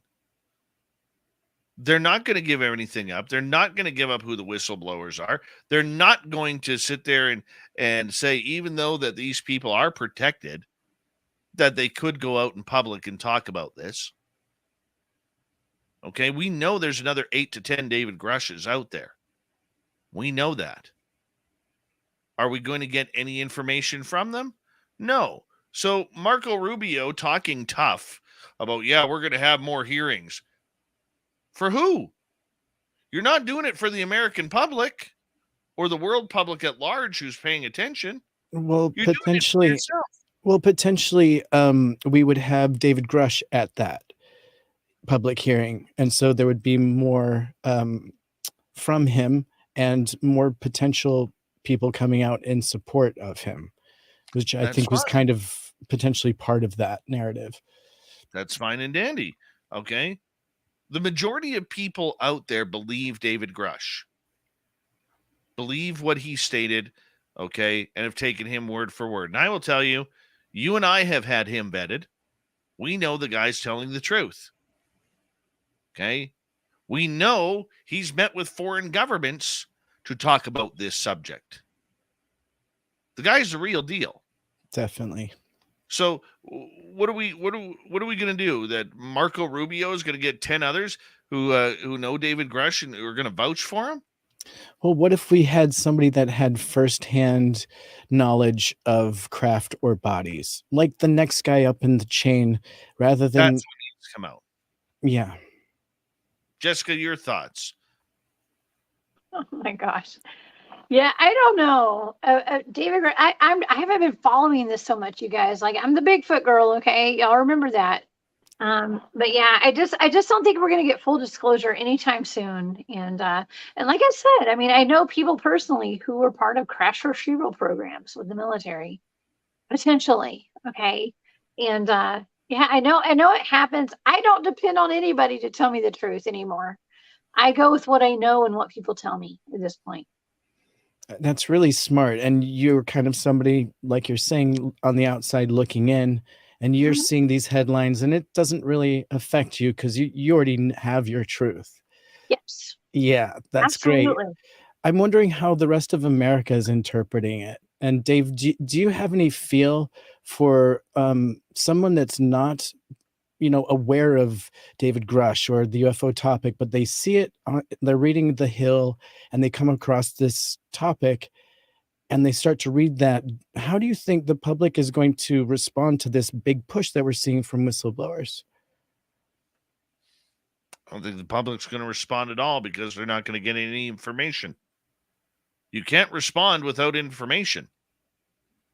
But right? hey, you guys, listen, but people can get the information from people like us who have real-time experience. We have real life experience with people who have been a part of these programs. And we're talking about it here. And like, believe us or not, we're putting the information out there. I'm not getting any money from this. I'm not getting paid to put this money out there or to put this information out there. We're here. We're the disclosure. I say that all the time. We're the disclosure. I'm just saying. That's all I'm saying. I like it. Okay. Right. Yeah, we talked about it here. You still have to provide information. That's okay. right.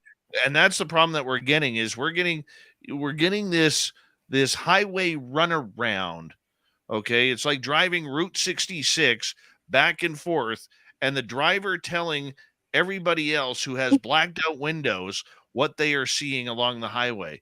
Oh, right now there's Bobby Mackey's haunted place. Oh, right now here's where the road to Illinois. Here's where we go over here to California. All right. We have all of these people telling us what they're seeing, but we're not allowed to see it. True. We're not allowed to hear it. We're not allowed to feel it. We're not allowed to get emotional over it. I mean, if you want to start breaking this subject open, you got to start talking about it. You got to start giving the people something. There is no something without nothing. Yeah. And we got nothing. We have words. And if it wasn't for great work from a lot of people who've dug into this, like Ross Coulthart, okay, like Leslie Kane, like Larry Maguire, the Canadian Member of Parliament, Jeremy Corbell, okay, who's got the best beard in ufology, okay, George Knapp, another one. If it wasn't for people like that doing the dirty work and digging this out by building their sources, how much would we have? Now, is there a little bit over exaggeration at points? Absolutely there is, because we're like mice. You know, we're feeding off of breadcrumbs here. And if all of a sudden a big crumb comes, we're gonna brag about that, grabbing that one. I That's love crumbs, man. I love crumbs. I'm a baker. Yeah. Wow. I'm ready. I'm ready for more. I hope that we get these hearings. I hope they deliver more. I never expect anything. This has been a whirlwind. This past year, for me personally, has been a whirlwind. We're getting hearings. We're getting whistleblowers. This topic is being taken seriously. They're coming up with new names for it. UFO. They want to call it UAP. They love it so much they made it their own. Come on. I know we're not allowed to say UAP here, but that's a red flag. Yeah, definitely. Of course, I'm being sarcastic and joking right now, but my point is that it is kind of the new topic and it is getting new attention. I'm just wondering how it's being perceived by people that kind of aren't on the topic and they're just reading bits and pieces. Do they take it seriously? And are they like, are our tax dollars being spent on this? You know, is that the kind of question that they're asking, or are they happy about it? And, you know, this is something we need to look into, because if they're only reading the threat narrative stuff, they're only getting one side of the story, like Dave's saying. And if they're only, you know, getting their information from the Hill, they're only scratching the surface, and who knows what their interpretation would be. So, Dave, I appreciate that you're showing all sides, but I really hope that we see something positive come soon. I really do. Me too. And on that note, we got to say goodnight to both of you, little Timmy Senior and the lovely and talented Jessica Jones. Thank you for helping me out tonight, my friend. Thank you to R Keith Andrews for another great show of the ET Connection. What a blast tonight. This was a lot of fun. And I appreciate you tuning us all on in. We got Mr. Ron Bumblefoot Thal rocking in the background with Little Brother is Watching. Bumblefoot is the official music of Spaced Out Radio, rocking us in and out of every single show. Get your horns up for the guitar god himself. Special thanks to everybody listening in at home, at work, in your cars, wherever you may be. Thank you to everyone in our chat rooms tonight. YouTube, Twitch, LGAP, Facebook, Spreaker, LinkedIn, the Space Travelers Club, and on Twitter at hashtag Spaced Out Radio.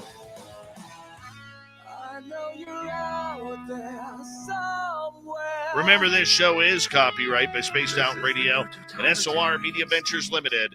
Thank you so much for choosing to share your evening with us, because together, my friends, we're watching. We own the night. Mr. Bumblefoot, we need a favor. We need you to take us home.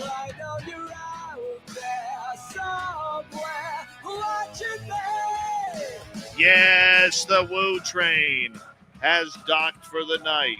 But soon, my friends, we shall ride again. Your seats are always available. Your tickets never expire. And if you want to bring a friend, we got room for them too. Good night.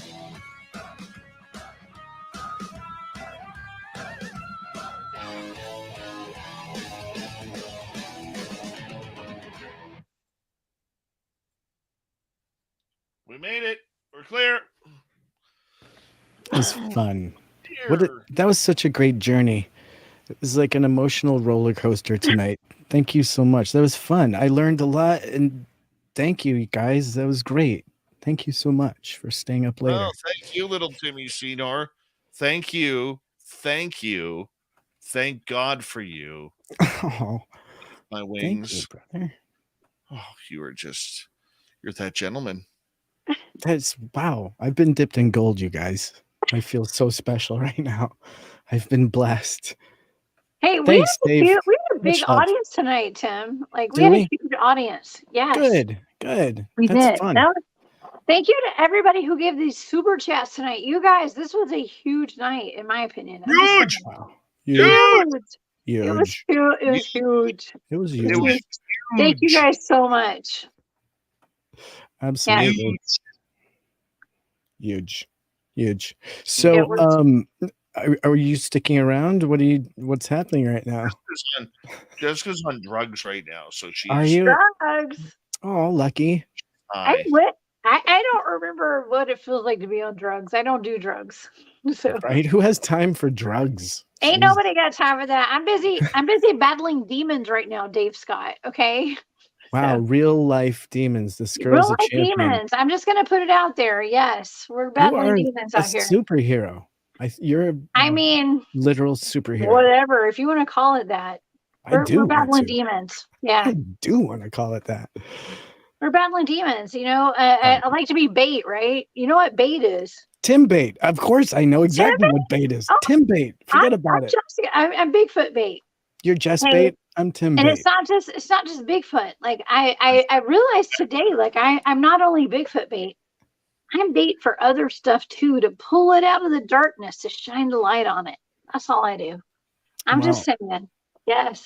It's a beautiful thing. Shine some light on that, my I'm friend. shining light on. I'm going into the forest tomorrow night. Ooh. I wish I could go with you. It's amazing. You'd like my spot. Tim's going to see our spot here soon. Yeah, I've got very mixed feelings about this, I must say. Really? I'm like excited, terrified, all at the same time. I don't need, By the way, Samantha Mowat has been putting out the intention. Cool. As long as it's not That's important. is delicious. He tastes like honey dipped waffles. He's a Bigfoot burrito. What are you doing again, dude? Oh, Thank you, my man. Timmy. Oh, look at that. John. He That's got so the little sweet. Rexy in there. Thank you for that. That's You're a hard catch, Tim. You're a hard catch. honestly. This I is don't very- know thank if you you. deserve that all of that, man. Honestly, I'm very thankful, but I Thank honestly you. That's super don't know if you generous. deserve that much love, man. Wow. You guys, I got emotional tonight. I don't know what the hell happened with Dave singing happy birthday and stuff. I'm so sorry I got emotional on that. I don't know what the heck that was. I don't know why I got emotional. It was weird. You know what I it get is? it. I'm going to tell you why. It was the love. It was the love. That's why. There's I'm so gonna much tell you love. why. Okay, why? Our audience doesn't understand how often we all talk, and we have. It sucks when the people that you work with and the people that you love and you want to hang out with every day, and you can't. Yeah. And so, And it's tough when one of us is feeling down. And by the way, Dave, I was going to say, if you're ever feeling down, you need to listen to tonight's show. Seriously, bud, I'm not even kidding. Save this one and play it back, because you gave such graceful and wise advice to us. You need to take it sometimes when you're feeling low. The file's been deleted. I have a file that hasn't been deleted. Don't It's even on get me YouTube, started. y'all. It's on YouTube. You little Timmy Shedor. Happy birthday to you, little Timmy Shedor. It's my favorite. Birthday, dear Timbits. Saving it forever. Happy birthday to you. Yeah. That's mine forever and ever. Saving it. It's just And now cherished. it's on file. It's on file. Yeah. I love Isn't that. it- what a voice, Dang. this guy. It's my new ringtone. I would never make it. He's way too nasally. Dude, you are a voiceover artist. You know that. That's right? amazing. Thank you, Dave. You did that. You did that for me too. It meant the world to me. It really It's a did. beautiful thing. Pure Yeah, it love. works. Thank you, Dave. You guys ready for something scary? I have a scary story. No, I'm ready to get my ass back to Vegas here pretty quick. Oh man, I can't wait. Find my passport. You can't better find your find passport, No, my passport's disappeared. dude. Well, order another one. Hurry. Portal. It portaled. It was aliens. Aliens. It's Aliens got somewhere it. in my house. I just haven't found it yet. You better find it. Being a prick and a half. Not even a prick and 3/4, just a prick and a half. I hate losing things. It's the worst, unless it's weight. I don't mind losing weight, but other than that, I hate losing things. My mind, I've lost that. Just forget about it. I haven't even bothered looking for it. You know what the worst part about it is? I'm like somebody who I always have to know where my passport is, and this is literally driving me nuts right now. Where do you usually keep it? I thought I had it, so I had to have it coming through. Don't tell us. Actually, wait a minute. Like, wait, don't say it publicly. I'm like, he's like in the safe in the wall behind the photograph of the And fox. And the code is 11125 something. I had it coming out of the Vancouver airport because I needed it to go through customs. So I handed it to this guy while I was folding my money. No, I'm just kidding. Put it back in my pocket in my shorts. Okay. Shorts. Well, I have the side pouches for cargo shorts. Holds a passport perfectly. Side pouch. But I'm not sure if I put it in my suitcase or not, or my backpack or not. So this Side is the pouch. cluster that I have created for myself. You'll find it. You'll find it. Side pouch. So where's the end? Yeah, you better find it. I will. Otherwise, I mean, there's only a few people that could really pull it off out there, but gotta be careful. Oh, you guys, I gotta jump off, okay? Because I gotta make sure I got a bunch of stuff to do tonight. And okay, go take care of that. I'm on the East Coast, you guys. It's only 3:06 in the morning. So yes. All right. Only. So you're up very early for tomorrow, or you're up super late from today? You guys. Okay. No, I gotta go to bed. I'm so tired. You guys have a great night. Thanks, shout out to Dog, to Forrest Louis, to everybody who gave super chats tonight. I love you guys so much. Y'all are the best. And yes, I will not be at that Dogman conference. Check my social media for that information. Good night. You will be hanging out with Dogman. No, yeah, but not at the conference. Good night, y'all. Good night, Dave Scott. I love you. Okay, bye, you guys. Bye. See y'all tomorrow night with Tony Rodriguez. All right. Bye, guys. Bye. Later. And it's Friday, so I'm sticking around just for another minute because I'd love to share this story with you and get your ideas. I did send it to you. Are you okay talking about this on your show? At the end? The last story that I texted you. Let me take a look here. The one that we haven't talked about. It's definitely not a normal topic. It's the middle story. French Senate? Yeah.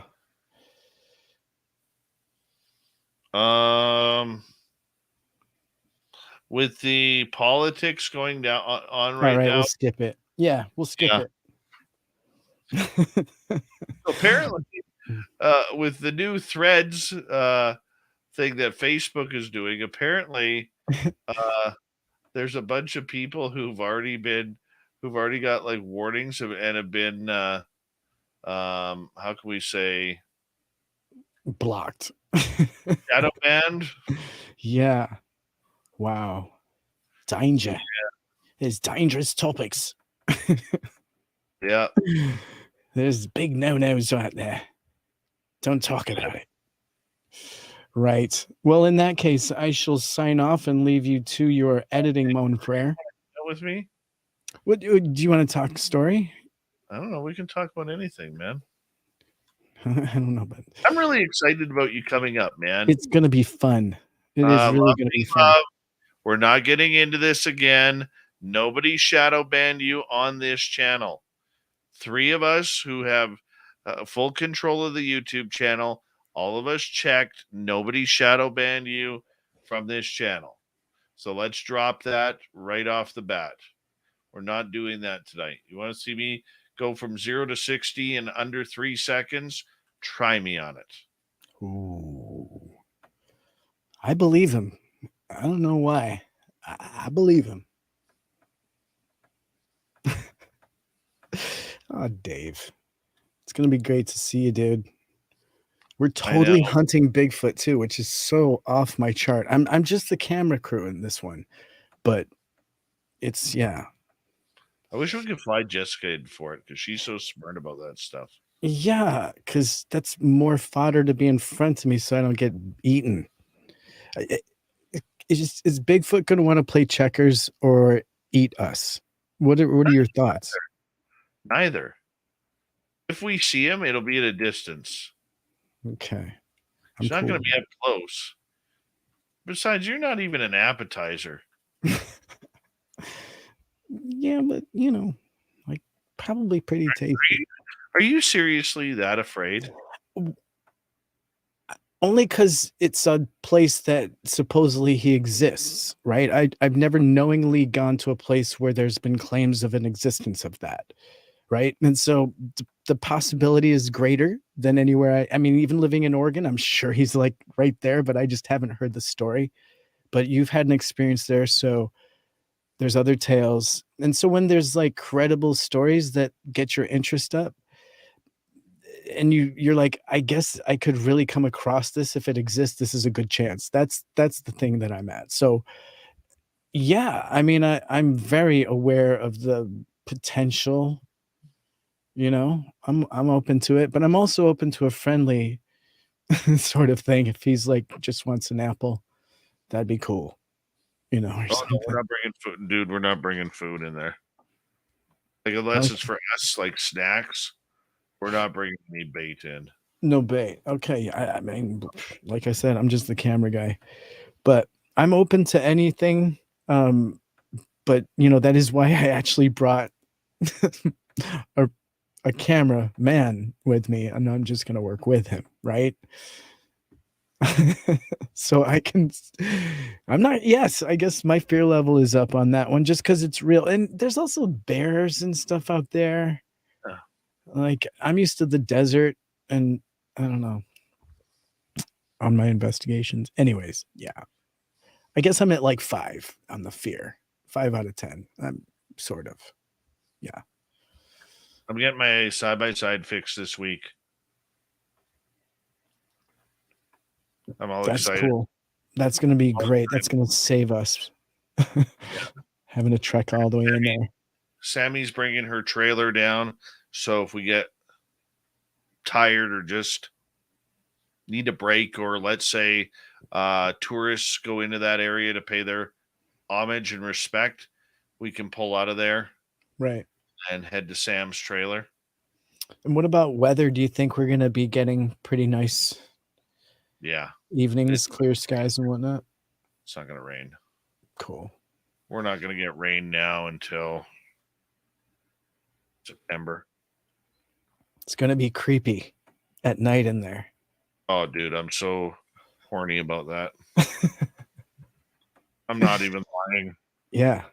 Yeah, that's going to be a really cool experience. I'm open.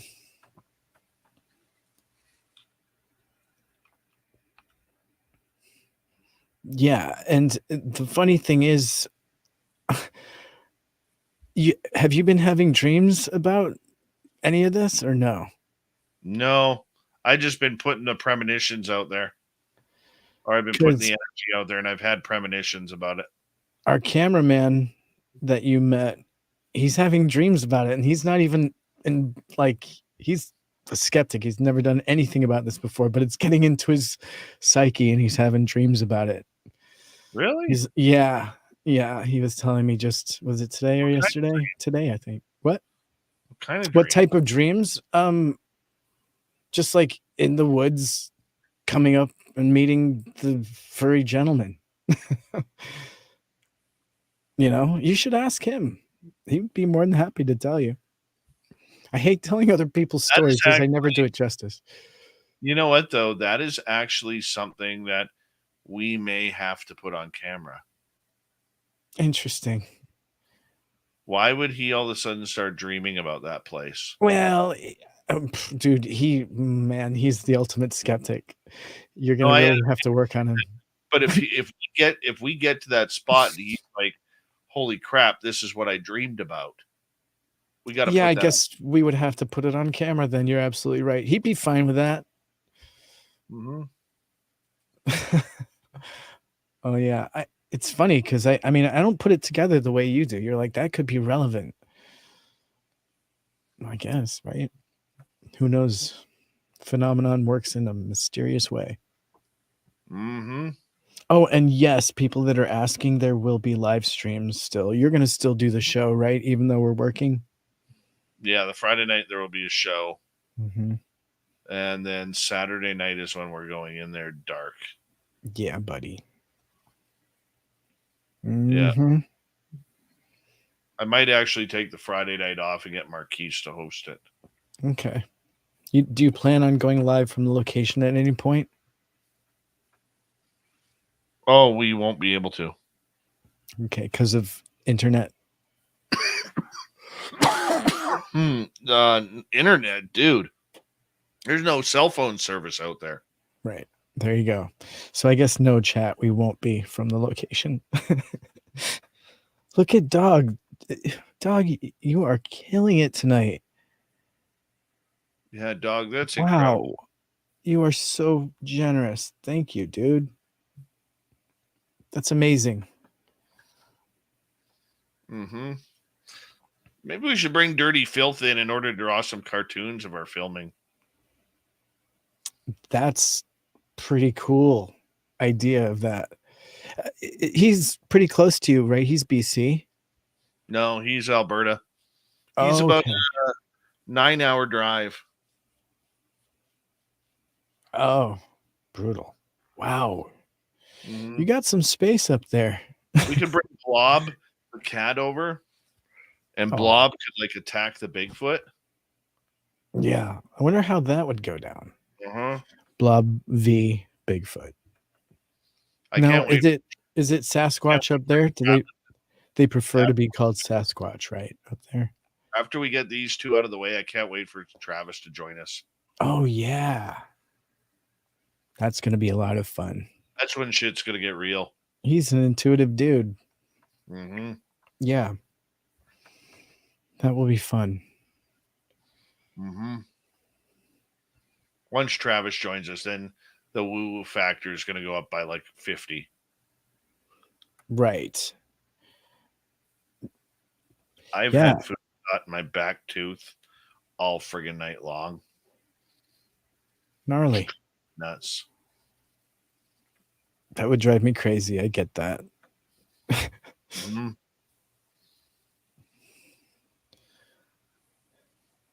Oh man, I'm loving it. Yeah. When you come up here? You're coming up here on the 21st, right? 20th. I actually fly out. Yep.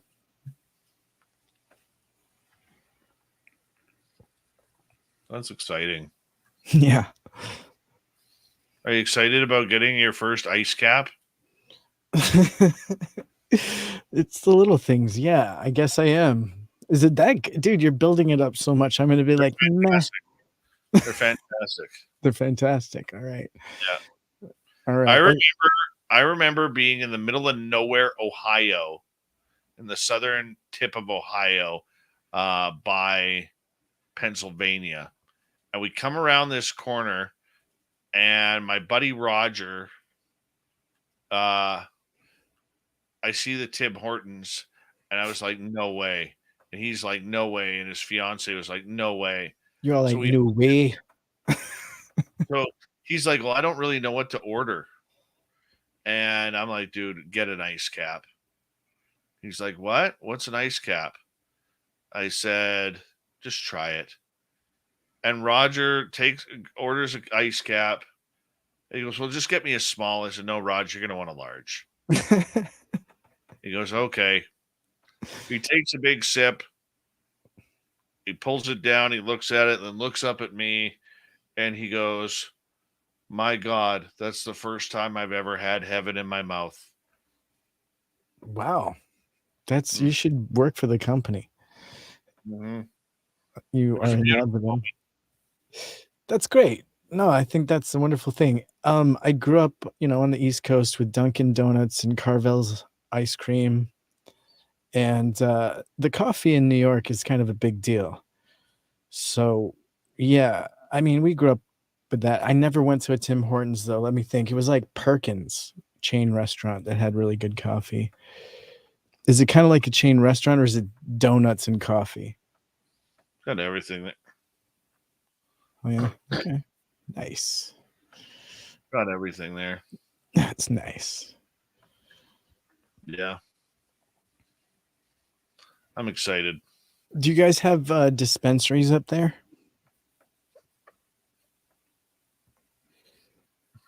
No. Timmy. What? No, I was wondering because I know here they're like on every corner in Oregon. It's like Starbucks. It's ridiculous. Oh, of course there. Of course there is. Up there too? Is it like that up there? And I have no idea the status. That's why I'm sounding naive. You'll be fine. You'll be fine. What does that mean? I'll be fine. I'm not asking for me. I'm just curious. Like, is it like just curious? Is it like coffee shops like it is in the States that it's legal in, where everywhere you look, there are cannabis dispensaries? It's kind of crazy. Do you have it like that where you live? Yeah. Yeah? Yeah. How do you feel about it? My mom hates it. I hate it too. Yeah, I get it. It was kind of like my mom lives on an island, and when they were getting chain restaurants on there, the whole community petitioned to not have them. And when dispensaries came, the whole community on the island petitioned against it, and all the signatures in the world couldn't stop it from happening. So sad. So sad. But it is what it is. I'm in the middle. I think it is whatever. You can't fight progress. But I mean, I don't mind it. I just don't think you need, everywhere. like my small town, there's like 3 or 4 of them. And all the billboards with like the cannabis advertisements and stuff. It's just weird. Like, right? For me, and to think of like the 70s and the 80s, at least for me growing up, it was like so stigmatized. And now it's like billboards and like normal, like everyday thing. People posing, it's just bizarre. Times, man. Good times. Timmy. Coming at you. Coming up to the forest. Gonna meet man, bear, pig in the forest. Oh yeah, you're gonna do a live UFO report with us on Friday night. Is that wait what? Hold on, let me look at the calendar here. So you're coming on the 20th. Yeah. Driving up on the 21st. Mm-hmm. Which I told Merle that you guys should drive up on the 20th. Oh, so you're saying like an in studio? Do you have 2 mics in there? Yeah. Oh, dude. In studio UFO report. Forget about it. That would be fun. That's if I don't take the night off. If I'm there, we'll do it. We should just, if I'm there, we'll just do it. We'll make it fun. We'll figure it out. We'll figure it out. Oh, what the hell? That's excellent. What the hell? Are you all done editing? I am all done, buddy. You go to bed. Yeah. Your audience has been so much fun tonight. And thank you for staying up later. It's been a lot of fun. They are good peaches, aren't they? They really are good peaches. Yeah. Millions of peaches. Peaches for me. Millions of peaches. Peaches for free. Good night. I'll see you very soon. Enjoy your weekend, everybody. And have a lot of downtime and hug your family and look up. Always look up. Always look up. You never know when you're going to see R Keith Andrews flying through the sky. Oh, you guys crack me up. You do. I'll be right back. I got to take my pee break.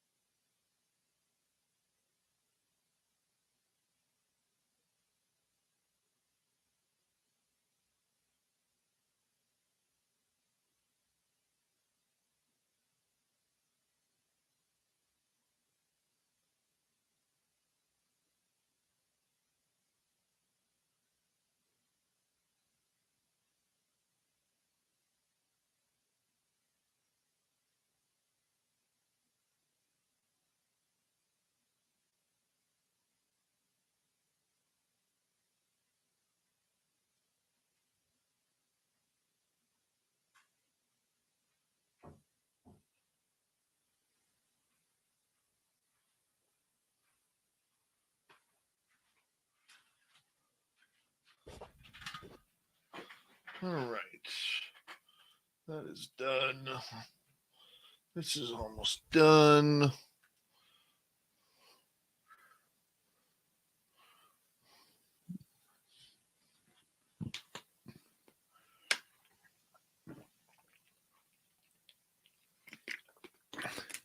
Don't forget the Cryptid Huntress. And then Marquise following that.